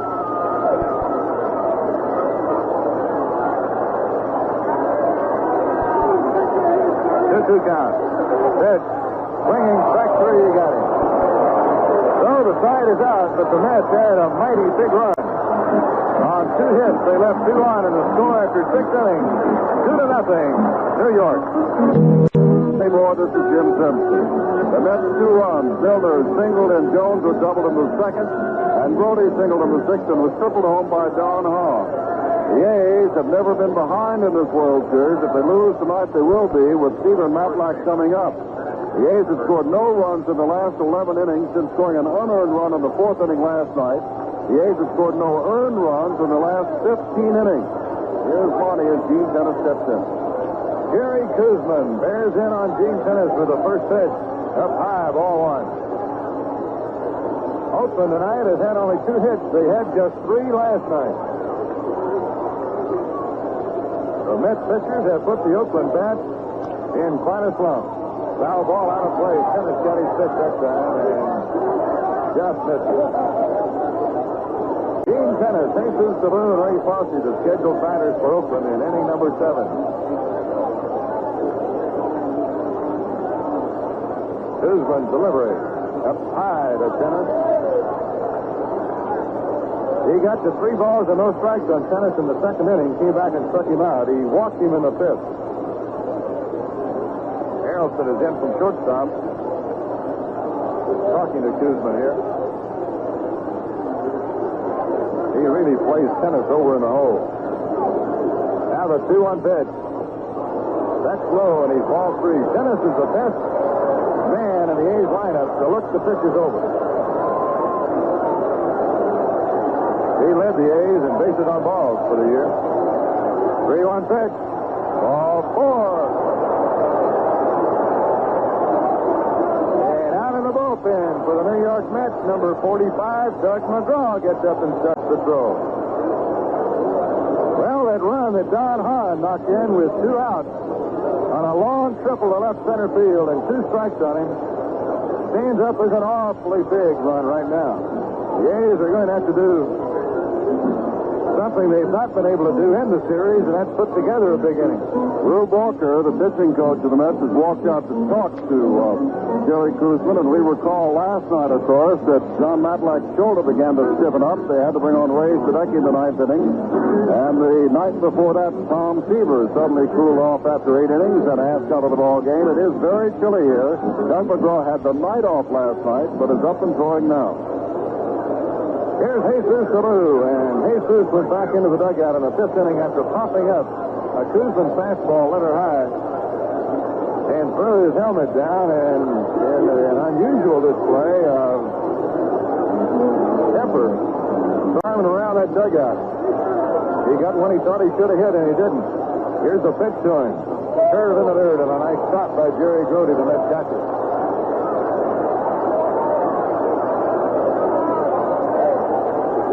2-0 the score. The Mets are leading the A's in the 7th inning.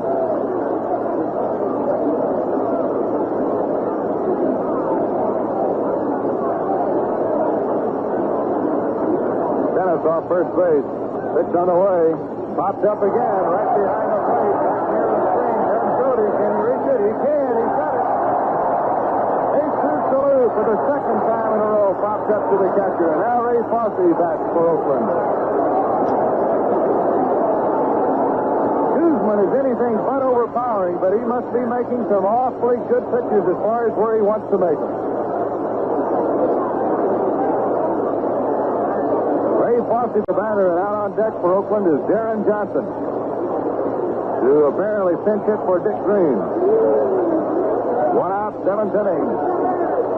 Tennis on at first. Ray Fosse 0 for 2 in the game. He's had 1 hit in the series.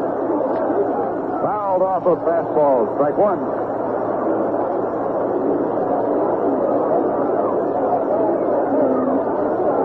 World Series last year between Oakland and Cincinnati was a low-scoring series. Here's the pitch. Fosse takes inside, just missing. Ball 1, 1-1.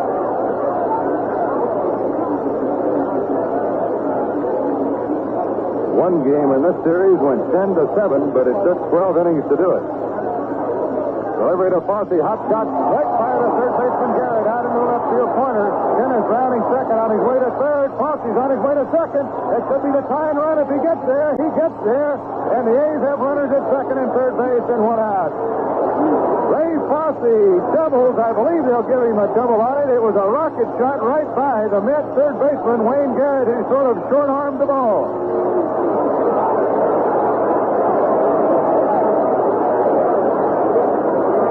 A base hit for Ray Fosse, only the 3rd of the ball game for Oakland, and now they are a hit away from tying the ball game. Darren Johnson comes out on deck, and Yogi Berra go to the mound. Well, they will almost have to pitch to Darren here because they don't want to walk the lead run on. The A's pitcher spot would be coming up next, and Oakland does have pinch hitters left.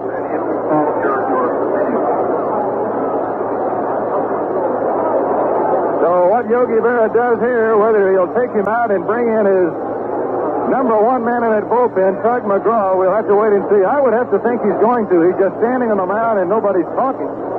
Rube Walker came out early in this inning, and Yogi is now patting Jerry Koosman, saying that's it, Koosman on his way out, and you just have to wonder whether or not Koosman in this chilly weather, like Matlack last night, began to stiffen up, or whether the A's simply started to get their bats around on. You can't really believe that because Dennis walked, which might indicate a stiffness in the shoulder, but Alou simply fouled out.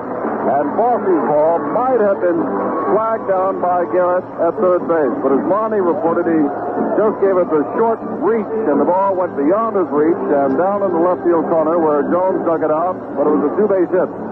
With Fosse getting on the second hit of the series, sliding in ahead of Jones's throw at second base. And how quickly this is turned around. 2 runs on 6 hits and 1 error for the A's. Koosman has worked a total of 6 and a third innings. Not yet responsible for any run at all, but that could change. He's given up 3 hits, including the one in this inning.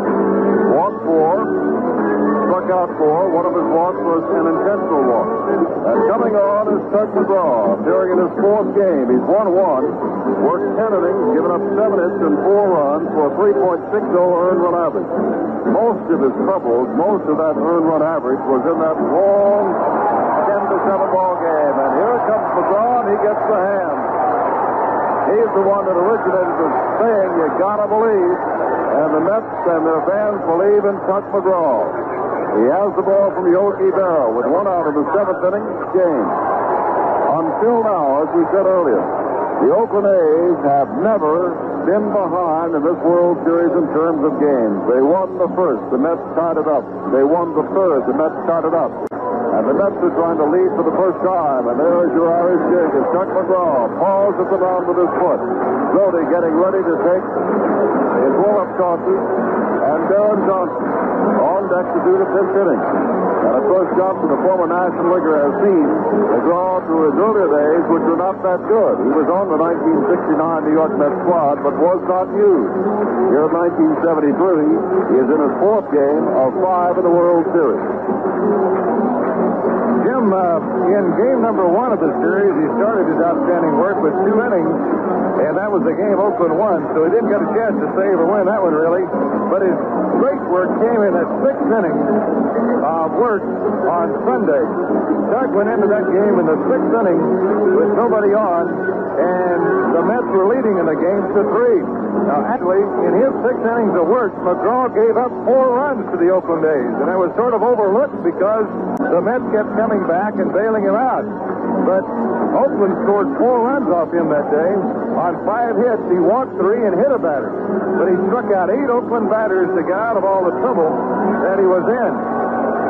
Then he pitched 2 innings in game number 3, and last night had the night off, except that he did work out in the bullpen a lot. Here's Darren Johnson, Oakland's designated hitter during most of the year. He drove in 81 runs at 19 home runs. Darren's batting average was .246, and he was up in the .270 range until the last 4 weeks of the season, when he got a bone chip in the right thumb, and it started floating around in there, and it was very, very tender.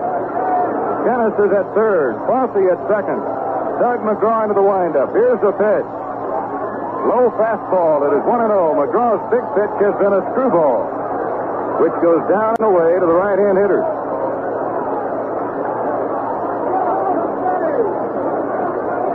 Mets play. Darren Johnson strictly is a full hitter. McGraw on the line, throwing up high, ball 2. He is behind at 2 balls and no strikes. One single should tie this ball game. The Mets are leading now 2-0. McGraw delivers. Strike in the outside corner. Knee-high fastball to Johnson. That's in the perfect pitch range right there. Mets are backed up. They would give up 1 run here to get an out. A ground ball in the infield would get 1 run home. McGraw to the windup. Here's his pitch. Up high, ball 3. If McGraw loses Darren Johnson, the bases will be loaded for Angel Manuel, who's on deck.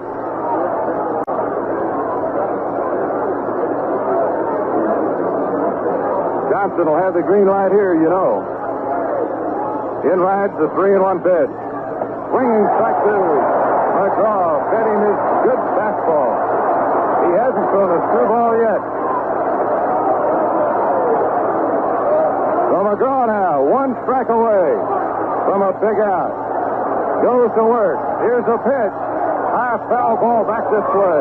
He has not thrown a screwball yet. Still throwing the hard stuff. Harry Parker, a right-hander, is backing McGraw up. He's in the bullpen. And still, in the last 2 years of World Series competition, no starting pitchers gone the route. Full count on Darren Johnson. He cocks the bat. Here's McGraw's pitch. Up high, he walked him. Bases are loaded. We're going to have a pinch runner for Darren Johnson. Alan Lewis, known by Oakland A's fans as the Panamanian Express. He is strictly a pinch runner for the Oakland A's. He's going to run for Darren Johnson at first base, and coming on to pinch hit is Angel Manuel. He's batting for Del No. Well, McGraw, in walking Johnson, may have gotten a break right there. He has a double play position set up now. But one thing he's done, he has brought the third baseman, who was very deep. The third baseman, Garrett, now has come in to play even with the bag at third.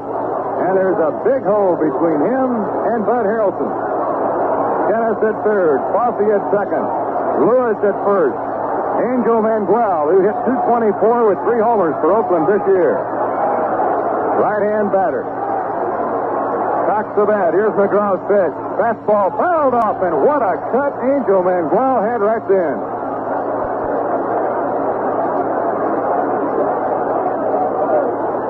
The Mets are leading 2-0. McGraw didn't like that last ball that the umpire threw out, and he's asking for another one. The unique thing in baseball this year, a lot of the balls are made in America but sent to Haiti to be hand-thrown. And a lot of the pitchers don't like those all that much. The A's have Gene Tennis at third, Ray Fossey at second, Alan Lewis at first. There's 1 out. Top half of the 7th inning, the New York Mets are leading the Oakland A's 2-0. Angel Manuel at the plate. McGraw takes the sign from Grote. Comes to the plate. Screwball. And did he swing or not? He did swing at it. Strike 2. That's the first one McGraw has thrown, and after that fastball cut that Manuel had, it doesn't surprise you to see him throw that one, and Manuel didn't come close to it. It is no balls, 2 strikes. Grow really needing a strikeout here. He is ahead of the batter at 0-2. Around comes the arm. Here's a pitch. Fastball popped up on the infield. The fly rule is on. The batter's automatically out. That's the second out of the inning.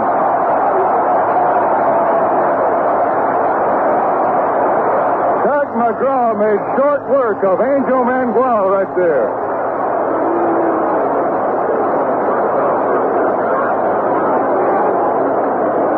Now there are 2 down, and the bases are loaded, and here is Campy Campaneris, who won the game for Oakland night before last with a base hit. These Mets fans are cheering Tug McGraw on. This is the Mets' real danger spot of this game. They're only 1 so far. McGraw takes the sign. Here's the pitch to Campy. Curveball, strike, it's in there. And these Mets fans who are cheering McGraw's outstanding have just let him have a blast here. 1 strike to count on Oakland's shortstop, Bert Campaneris. Here's the pitch. Curveball again, missing. 1-1. He throws a curveball, which breaks into the right-hander, a screwball, which breaks away, and he's got a good live fastball. so you can't guess on him. Runners lead away at all stations. Here's the pitch. Curveball up high. It's 2-1.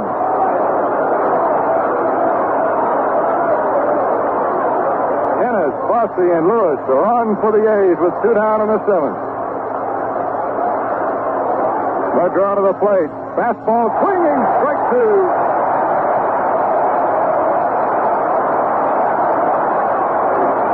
It's 2 balls, 2 strikes, and these Met fans are ready to tear the roof off the buildings around this ballpark in Flushing Meadows. Listen at him. Here's McGraw, 2-2 pitch. Strike 3 call. He left him up there.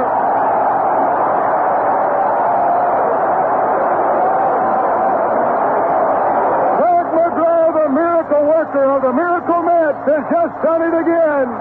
The score is New York 2, Oakland nothing.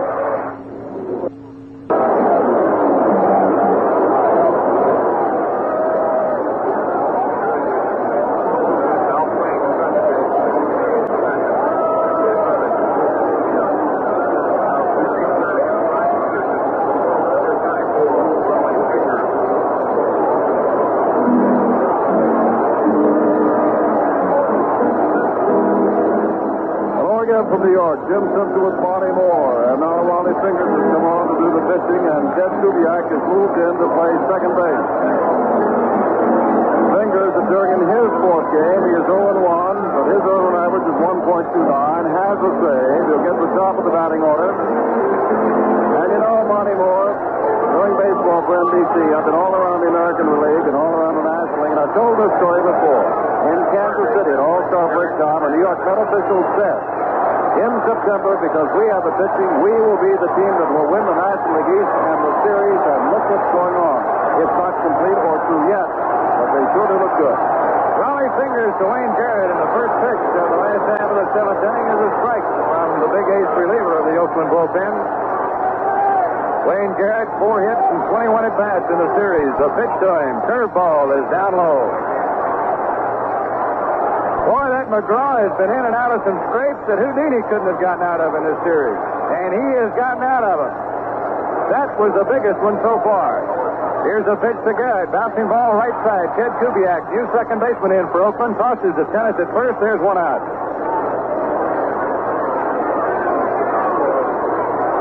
Dick Williams, Oakland A's got the break they wanted in the 7th when Koosman walked Tennis. And then Ray Fosse doubled Tennis at third. Yogi Berra the chance that he had to take in going to the bullpen and getting Tug McGraw, and he threw a fastball strike right down the middle that Campaneris didn't swing at for the 3rd strike. Here's Felix Milner. Strike call from Raleigh Fingers. Fingers led the Oakland A's pitching department in saves with 22 for the year. Here's his 0-1 pitch. It is outside a ball, 1-1.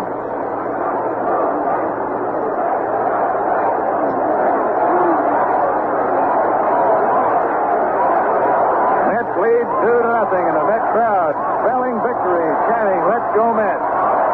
1-1 pitch, sidearm curve. Did he bunt at it or not?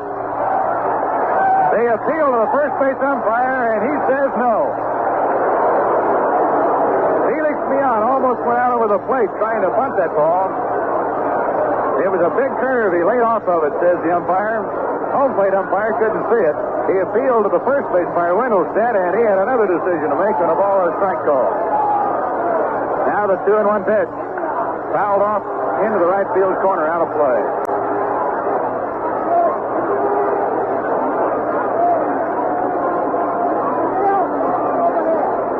One of the biggest breaks McGraw got, I think, when he came in was walking Darren Johnson. A power-hitting pinch hitter with first base open. He didn't want to, but he did. And that allowed him to pitch to McGraw for the pop-up. Here's a bouncer to Bando near the bag at third. He's got it. Throws to first in the dirt, and Gene Tennis saved him an error by digging it out on a back-handed stab. 2 out, and here's Rusty Staub.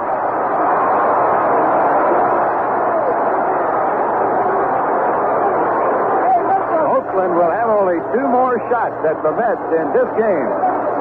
game number 5 of the 1973 World Series. Both playoffs in the American and National League went 5 games this year. Mets in a frantic series with Cincinnati, and the A's ditto with Baltimore. Raleigh Fingers misses high and inside. You know, the pitching has been able to remain strong in the series because of the off-day traveling coast to coast. 1-0 pitch. Curve down and in. Too much. Last year, the A's got a little advantage in pitching in the World Series because one of the games got rained out. They had to play a game in Oakland on an afternoon and fly all the way to Cincinnati and play the next afternoon, which meant the Reds didn't get that much more rest, and Oakland was deep in pitching. There's a called strike to Rusty Staub. But the Mets have 3 good starters, and they're going to be able to go with them right down the line. Oakland has gone right with their 3 20-game winners down the line. Pitch it goes by outside for ball 3 to Staub.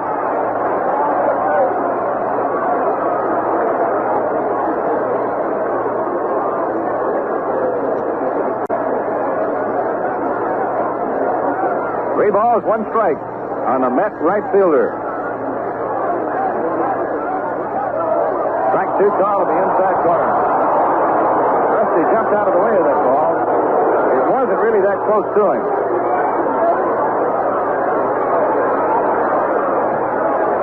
So Fingers is now at the payoff position here. 3 balls, 2 strikes, and he shakes off Ray Fosse on one side. Vida Blue pitched well here today. 5 2/3 innings, gave up 2 runs. Mets had 6 hits, a big one. A 2-out triple by Hahn.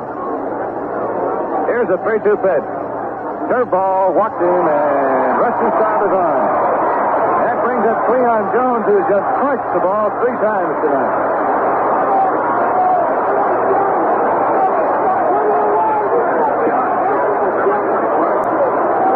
Jones, his first time up in the second inning, hit a Vida Blue pitch off the left field wall. He scored on John Milner's single.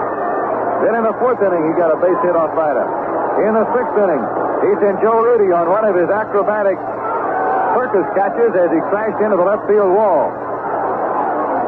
So he has really been on the ball tonight.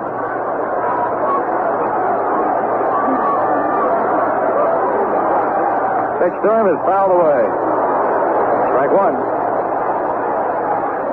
The way Jones has been pulling the ball in the World Series, Oakland has had to change the defense, and it's interesting to see how the various scouting reports are changed in the middle of the series. Out in Oakland, the first 2 games, the A's right fielder and center fielder were well over to the line. Opposite way on Jones. Here's the 0-1 pitch. Sidearm hook, and he started to go around. He did go around, says the first base umpire. The home plate umpire never saw that one again. He asked for help at first base, and Harry Wendelstedt, who's called about as many balls and strikes as Russ gets tonight, calls that one a swing. It is a rule now in baseball that if the catcher or a team in the field asks the home plate umpire to appeal to the first base umpire and a right-hand batter or the third base umpire and a left-hand batter, he must appeal to him. Count is 0-2. Fastball bounced over the mound out behind second. Campanella strikes it down. Underhanded toss to Kubiak. Just in time at second for the 4th play. Campanella went behind the bag at second, backhanded the ball, and while going towards center field, backhanded it underhanded to Kubiak for the 4th play. So after 7 innings in New York, it's the Mets 2 and the A's nothing. Well, Tug McGraw now comes to the 8th inning, and now comes to the important part of the Athletics lineup. In an effort for the A's, who had the bases loaded in the 7th inning, to catch up to this Mets team that leads 2-0, they will have Joe Rudy, Sal Bando, and Reggie Jackson. So among them have a bundle of home runs. And of course, if one gets on, Gene Tennis is the next man. And what I'm saying anymore is, this is the golden chance that there is to be a chance against Tug McGraw for the Oakland A's. How important the bullpen has become in Major League Baseball. Tug McGraw was in some 24 of the last 31 games the Mets had this year. The World Series, Darrell Knowles' Oakland bullpen has already been in every one of the games. Here's Joe Rudy up now. He's 0 for 3 tonight. McGraw's pitch. Fastball just off the outside shelf, and it's 1 ball and no strikes. He only threw 1 screwball when he was in that jam in the 7th inning. But it got him out ahead of Angel Manuel and loosened Angel up at the plate enough that he was then able to go back and get him. Here's the 1-0 to Rudy. Little low, ball 2.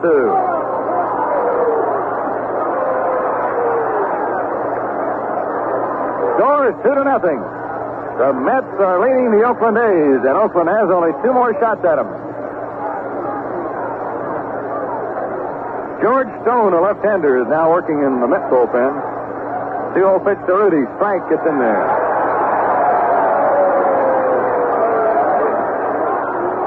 Most good relievers have some kind of a freak pitch. McGraw has the screwball, but he can also throw the ball by you. He's got a good, quick fastball. 2-1 pitch. Long drive to left, but hooking foul by Joe Rudy. Oh, he got out on that one. Now it'll be interesting to see if McGraw comes back and spins one out. I believe Rudy broke his bat on that.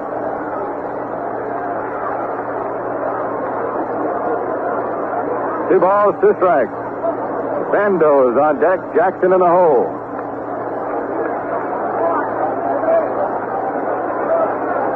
Their pitch. Yeah, I figured that. McGraw threw a curve in the dirt that time to Rudy. Joe had too good a cut at that McGraw fastball to come back with another one. Now he's going to have to come in with something he thinks because he's gone all the way on Rudy at 3-2.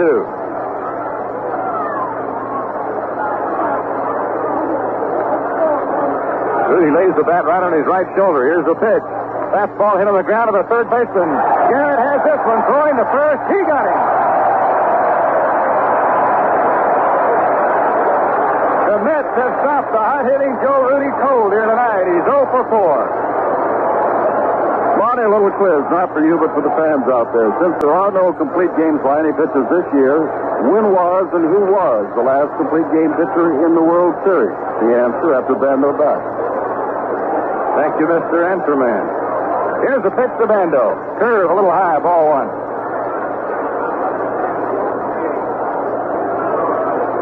Well, let's see. Dating back to Pittsburgh and who the year before? Baltimore. Bando fouls his pitch back. 1 ball and 1 strike on Sal. Pittsburgh 1-7 in 1971, and Baltimore took Cincinnati in 5 in 1970. McGraw's pitch to Bando. Strike, a fastball right in there. Little left-hander from Vallejo, California. Tug McGraw, who really tugs at the heartstrings of the New York Mets fan. And he's got them all right where he wants them. The pitch. Little low. Boy, I've noticed the 2 strikes on batters. He tries to get that fastball sneaking by you. He did on Campaneris with the bases loaded. Now the 2-2 pitch to Bando. Fuji is up high, ball 3. He's been at 3-2 on 2 batters in a row now. He'd hate to lose Bando with Jackson coming up. Here's his pitch. Little looper, left field. That ball hit off the end of the bat. Here comes Jones. He's got it. Now Bando hit that ball right off the end of the bat for the second out. And now Reggie Jackson bats with nobody on. And the answer, Steve Blass, in the 7th game of the 1971 World Series, pitched a complete ball game. None all last year in Cincinnati Series, and none, of course, this year through 5 games. And then Steve Blass had a National League record for the running broad jump off the pitcher's mound. Here's Reggie Jackson. He hit a sharp ground ball right up the middle in the 6th inning with runners in scoring position, and Harrelson got him. Pitch to Jackson is low and inside, ball 1. McGraw has flirted with danger since he's been in. He was at 3-2 on Rudy, 3-2 on Bando, 3-2 on Darren Johnson. He walked Johnson. Here's the 1-0 pitch. Jackson takes high, ball 2, and he's at 2-0 on him. If Jackson gets on, it'll be Gene Hennis.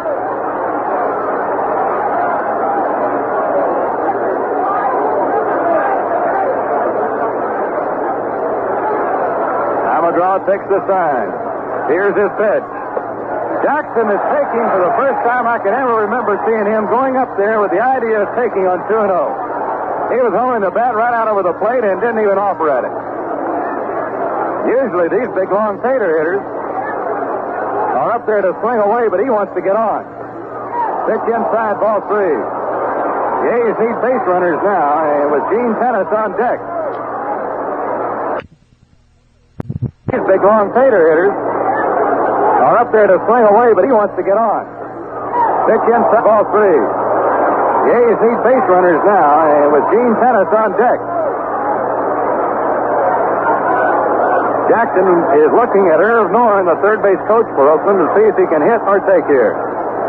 The Mets have a left-hander throwing, no right-handers throwing in their bullpen. It's been amazing how much they've gone to the left-hand pitching in this series against the A's right-hand hitters. 3-1 to Jackson. It almost hit him. Gets away from the catcher. Did it hit the bat or not? Jackson goes off to first base. He tried to get out of the way of that ball, and it almost hit him. It glanced off Grote's glove. So Jackson goes to first with 2 down, and here's Gene Tennis. Score, the Mets 2 and the A's nothing. There are 2 down. We're in the top half of the 8th inning. Tennis has walked twice in this game and struck out on a 3-2 count another time.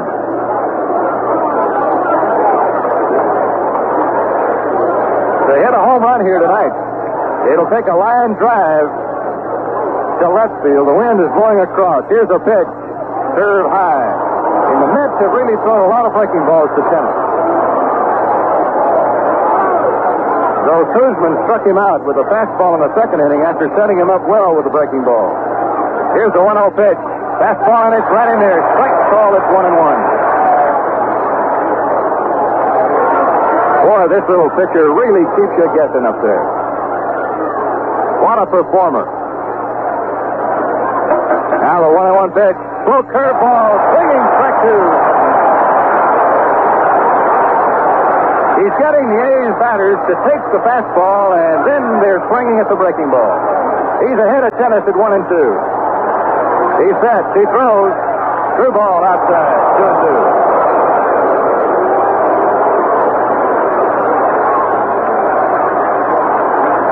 He hasn't really thrown that one for a strike. Here's a 2-2 pitch. Back to the curve, and Tennis beats it foul into the dirt behind the plate. He got a strike on the through ball, but he didn't throw it in the strike zone. That was on Manuel for the second strike. Mets are deep for Tennis. Jackson leading off first base with a count 2-2. Here's the pitch. Up high, it is now ball 3. He has been on 3 and 2 counts on 4 straight batters in this inning and 1 in the last inning. Now Jackson will take off here. McGraw sets. He throws. Tennis slips it foul off the end of the bat down the first base line. If Tennis gets on and keeps it going, the A's will have Jesus Alou to bat next. They can't manufacture an inning here. They already have 2/3 of it gone. Jackson leads away. Jackson runs. Here's a pitch. Ball 4. He walks him. Gene Tennis struts a free pass for the third time in this ball game. And here is Jesus Alou, who hit only 1 home run for Oakland this year. Tonight, at the plate 3 times, he's popped up to the catcher twice and grounded to short. The A's left 2 men on in the 6th inning. They left 3 on in the 7th inning. And now there are 2 on here in the 8th. With a club like this, you'd think something would have to pop soon. Dick Williams is asking for time here. And I don't know what it might be about unless they're going to have a bench runner. I don't know. Williams is asking for time, and he sent the bat boy back up into the runway that goes out to the A's bullpen area. And they're bringing on, is it going to be John Odom? Is he going to come out and run or not here? We'll have to wait and see. That's exactly what it is. John Odom is coming into the ball game, which means Gene Tennis will be leaving the ball game. That man carries the tying run of the game. And that's the reason you want a fast runner over there right now. If it's an extra base hit by Now, Lou, down either line, a fast runner might be able to score. Though the ball down the lines in this park, I've noticed, always comes back into the outfielders. Number 13. John Odom, one of the fastest runners of the A's ball club, is going in to pinch run for Gene Tennis. Gene Tennis has received 9 bases on balls in the 5 games of this World Series, and the record is held by Babe Ruth at 11. Well, Gino tied a Babe Ruth record last year. Alou ready at the plate with 2 down and 2 on. McGraw set. Here's a pitch. Through ball, strike ball. Gene Tennis was not happy at all at leaving the ball game for a runner. But this is the 8th inning. There's a pitch, and it's a line drive right at the third baseman Garrett. He's got it. If he had not have been guarding the foul line right then, 2 runs would have scored. That ball was a smash line drive right at the third baseman Garrett. Joe McGraw gets out of another jam here in the 8th inning, and the Mets continue to lead 2-0. Well, when the New York Mets face those Oakland A's in the 9th inning, it's the 7, 8, 9 batters, and Monty Moore, they've had a lot of opportunities, the Oakland A's, in the 7th and 8th. They had the bases loaded. In the 7th inning with 2 out, and 2 on with 2 out in the 8th, and could not negotiate it. So now we wait through Milner, Grote, and Hahn before we see just how well these Oakland A's can or will do against this superb New York Mets pitching. Rowdy Fingers pitches to John Milner. Here's the pitch to him, and he rips one in the center field, a base hit. John Milner gets a solid base hit out in the center field. Well, the A's have left 8 runners stranded in the last 4 innings. Pat Burke is now in at first base for the Oakland A's.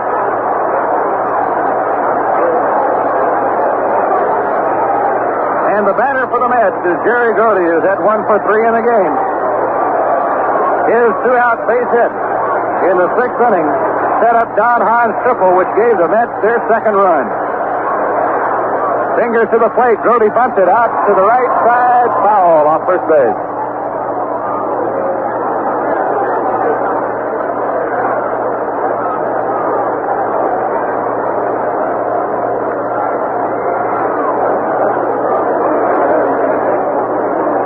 Jesus Alou can hardly hit a ball any harder than he hit it in the 8th inning for that final out. But Wayne Garrett, playing baseball percentages with the tying run in scoring position on an extra base blow, straddled the foul line, and he took a ripper about knee-high. 1 strike pitch. Grote's going to bunt again. He bunted the first base side. Burke has got it. No play at second. He lobs it over to Ted Kubiak, covering first for the 4th.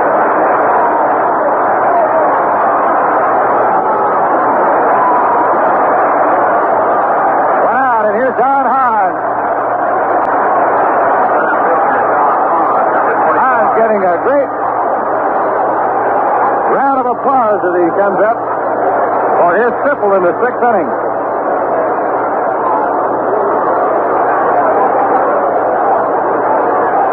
The Mets 2 and the A's nothing. The Mets got their first run in the 2nd inning, their 2nd run in the 6th. Fingers with a man at second base, looks him back in, throws to Hahn, swing and a foul off the first base line. The A's had tried to pitch Hahn to the outside of the plate. The whole series, Vida Blue got one up and in on him, and he really drilled it.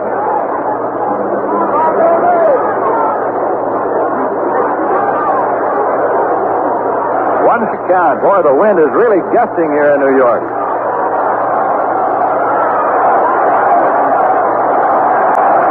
Cocks the bat. Here's the pitch. Curve. He swings and misses big. Strike 2. Ray Fosse asked for time. He wants to find out from Fingers now, with him ahead of the batter, what he wants to do. Do we go at him right here, or do we waste 1 or 2?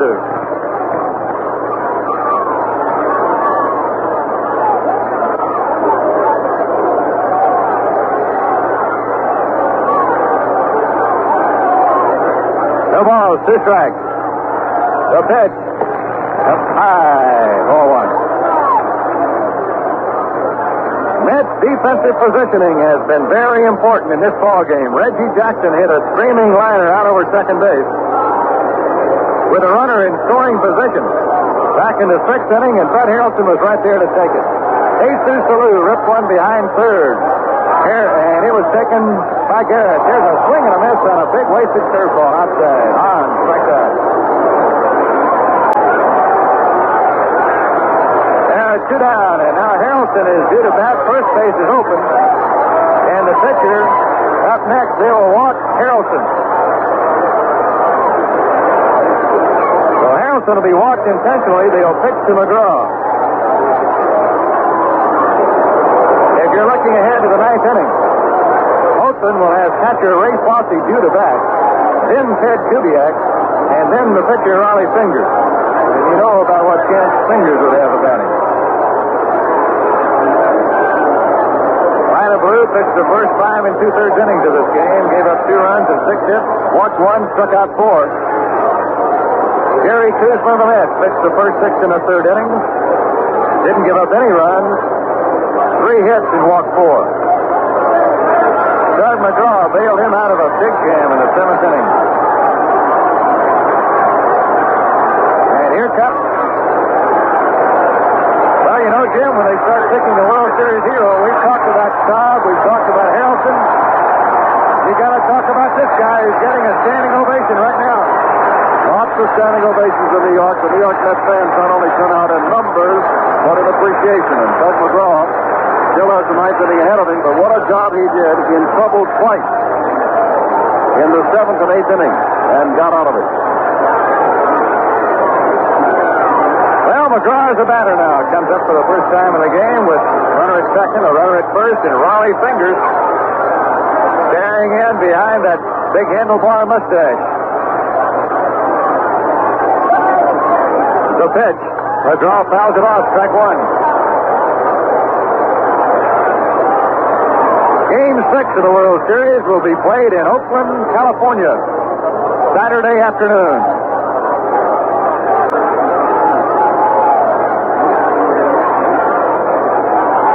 Finger to plate, curveball, and he drops it in there, strike 2.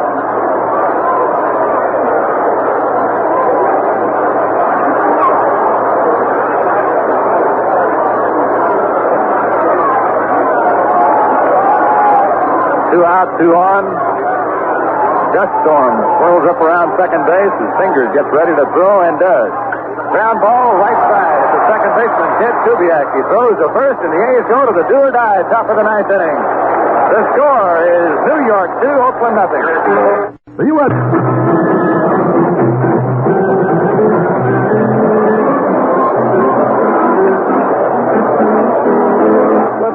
New York, this is Jim Simpson. We're in the 9th inning, and the New York Mets lead 2-0.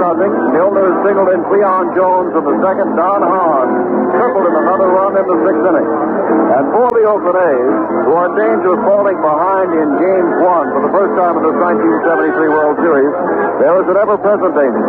They have now gone through their last 17 innings of World Series without a single earned run, and only 1 run unearned in those last 17 innings. Ray Fosse will lead it off in the 9th, and here's Mark. And things look a little tough, too, going back out to California and having a look at the ace of the Mets staff, Tom Seaver. Here's Ray Fosse. Fosse got a double in the 7th inning. McGraw winds and throws, and it's up high for ball 1. That was the best chance Oakland had to get back in the ball game. But McGraw was equal to the occasion. Here's a pitch. A little high, ball 2. Ted Kubiak is out on deck. McGraw to Fosse. Right in there, strike 1. Harry Parker, a right-hander. George Stone, a left-hander, are in the Met bullpen.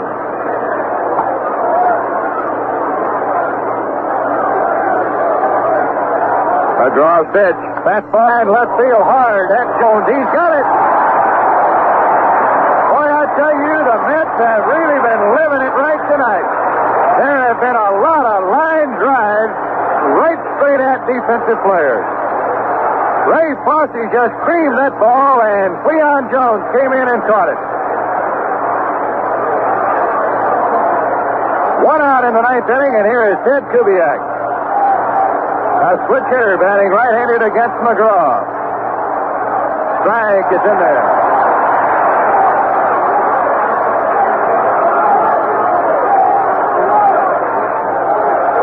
McGraw working quickly. Throws a strike. It's 0-2.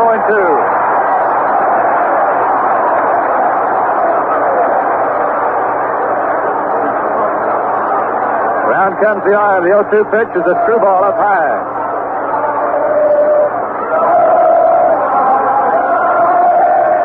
One ball, 2 strikes to count. Here's screwball. Just missed it outside. Ball 2. The song is Goodbye Charlie, being sung by Mets fans for Charles O'Finley, the Oakland A's.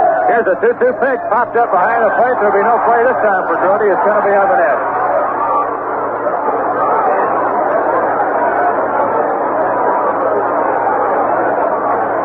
The Mets won a big ball game, and everybody around the World Series said it was a big one when they came back and won that extra inning game Sunday in Oakland.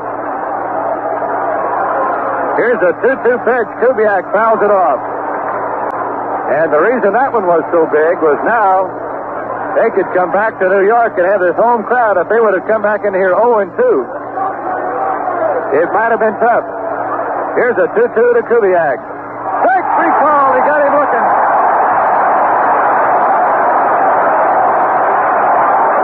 And there are 2 out.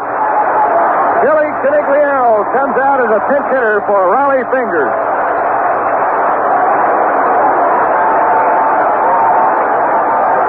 McGraw got a called third strike by Campy Campaneris in the 7th inning with the bases loaded.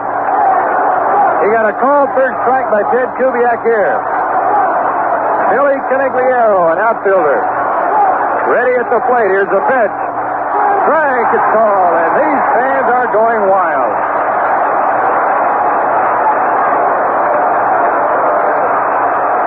McGraw allows himself the comfort of a deep breath.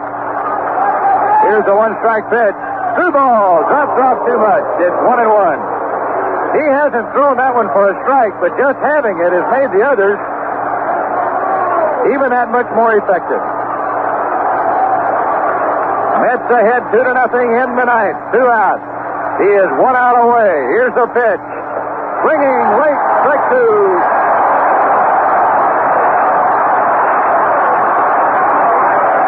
Tug McGraw is a break away from turning New York upside down again. He can't wait to throw it. Billy Canigliaro backs off. Now he's in there. Listen to this crowd. Here comes the pitch. Screwball. Strike 3 call. He got it.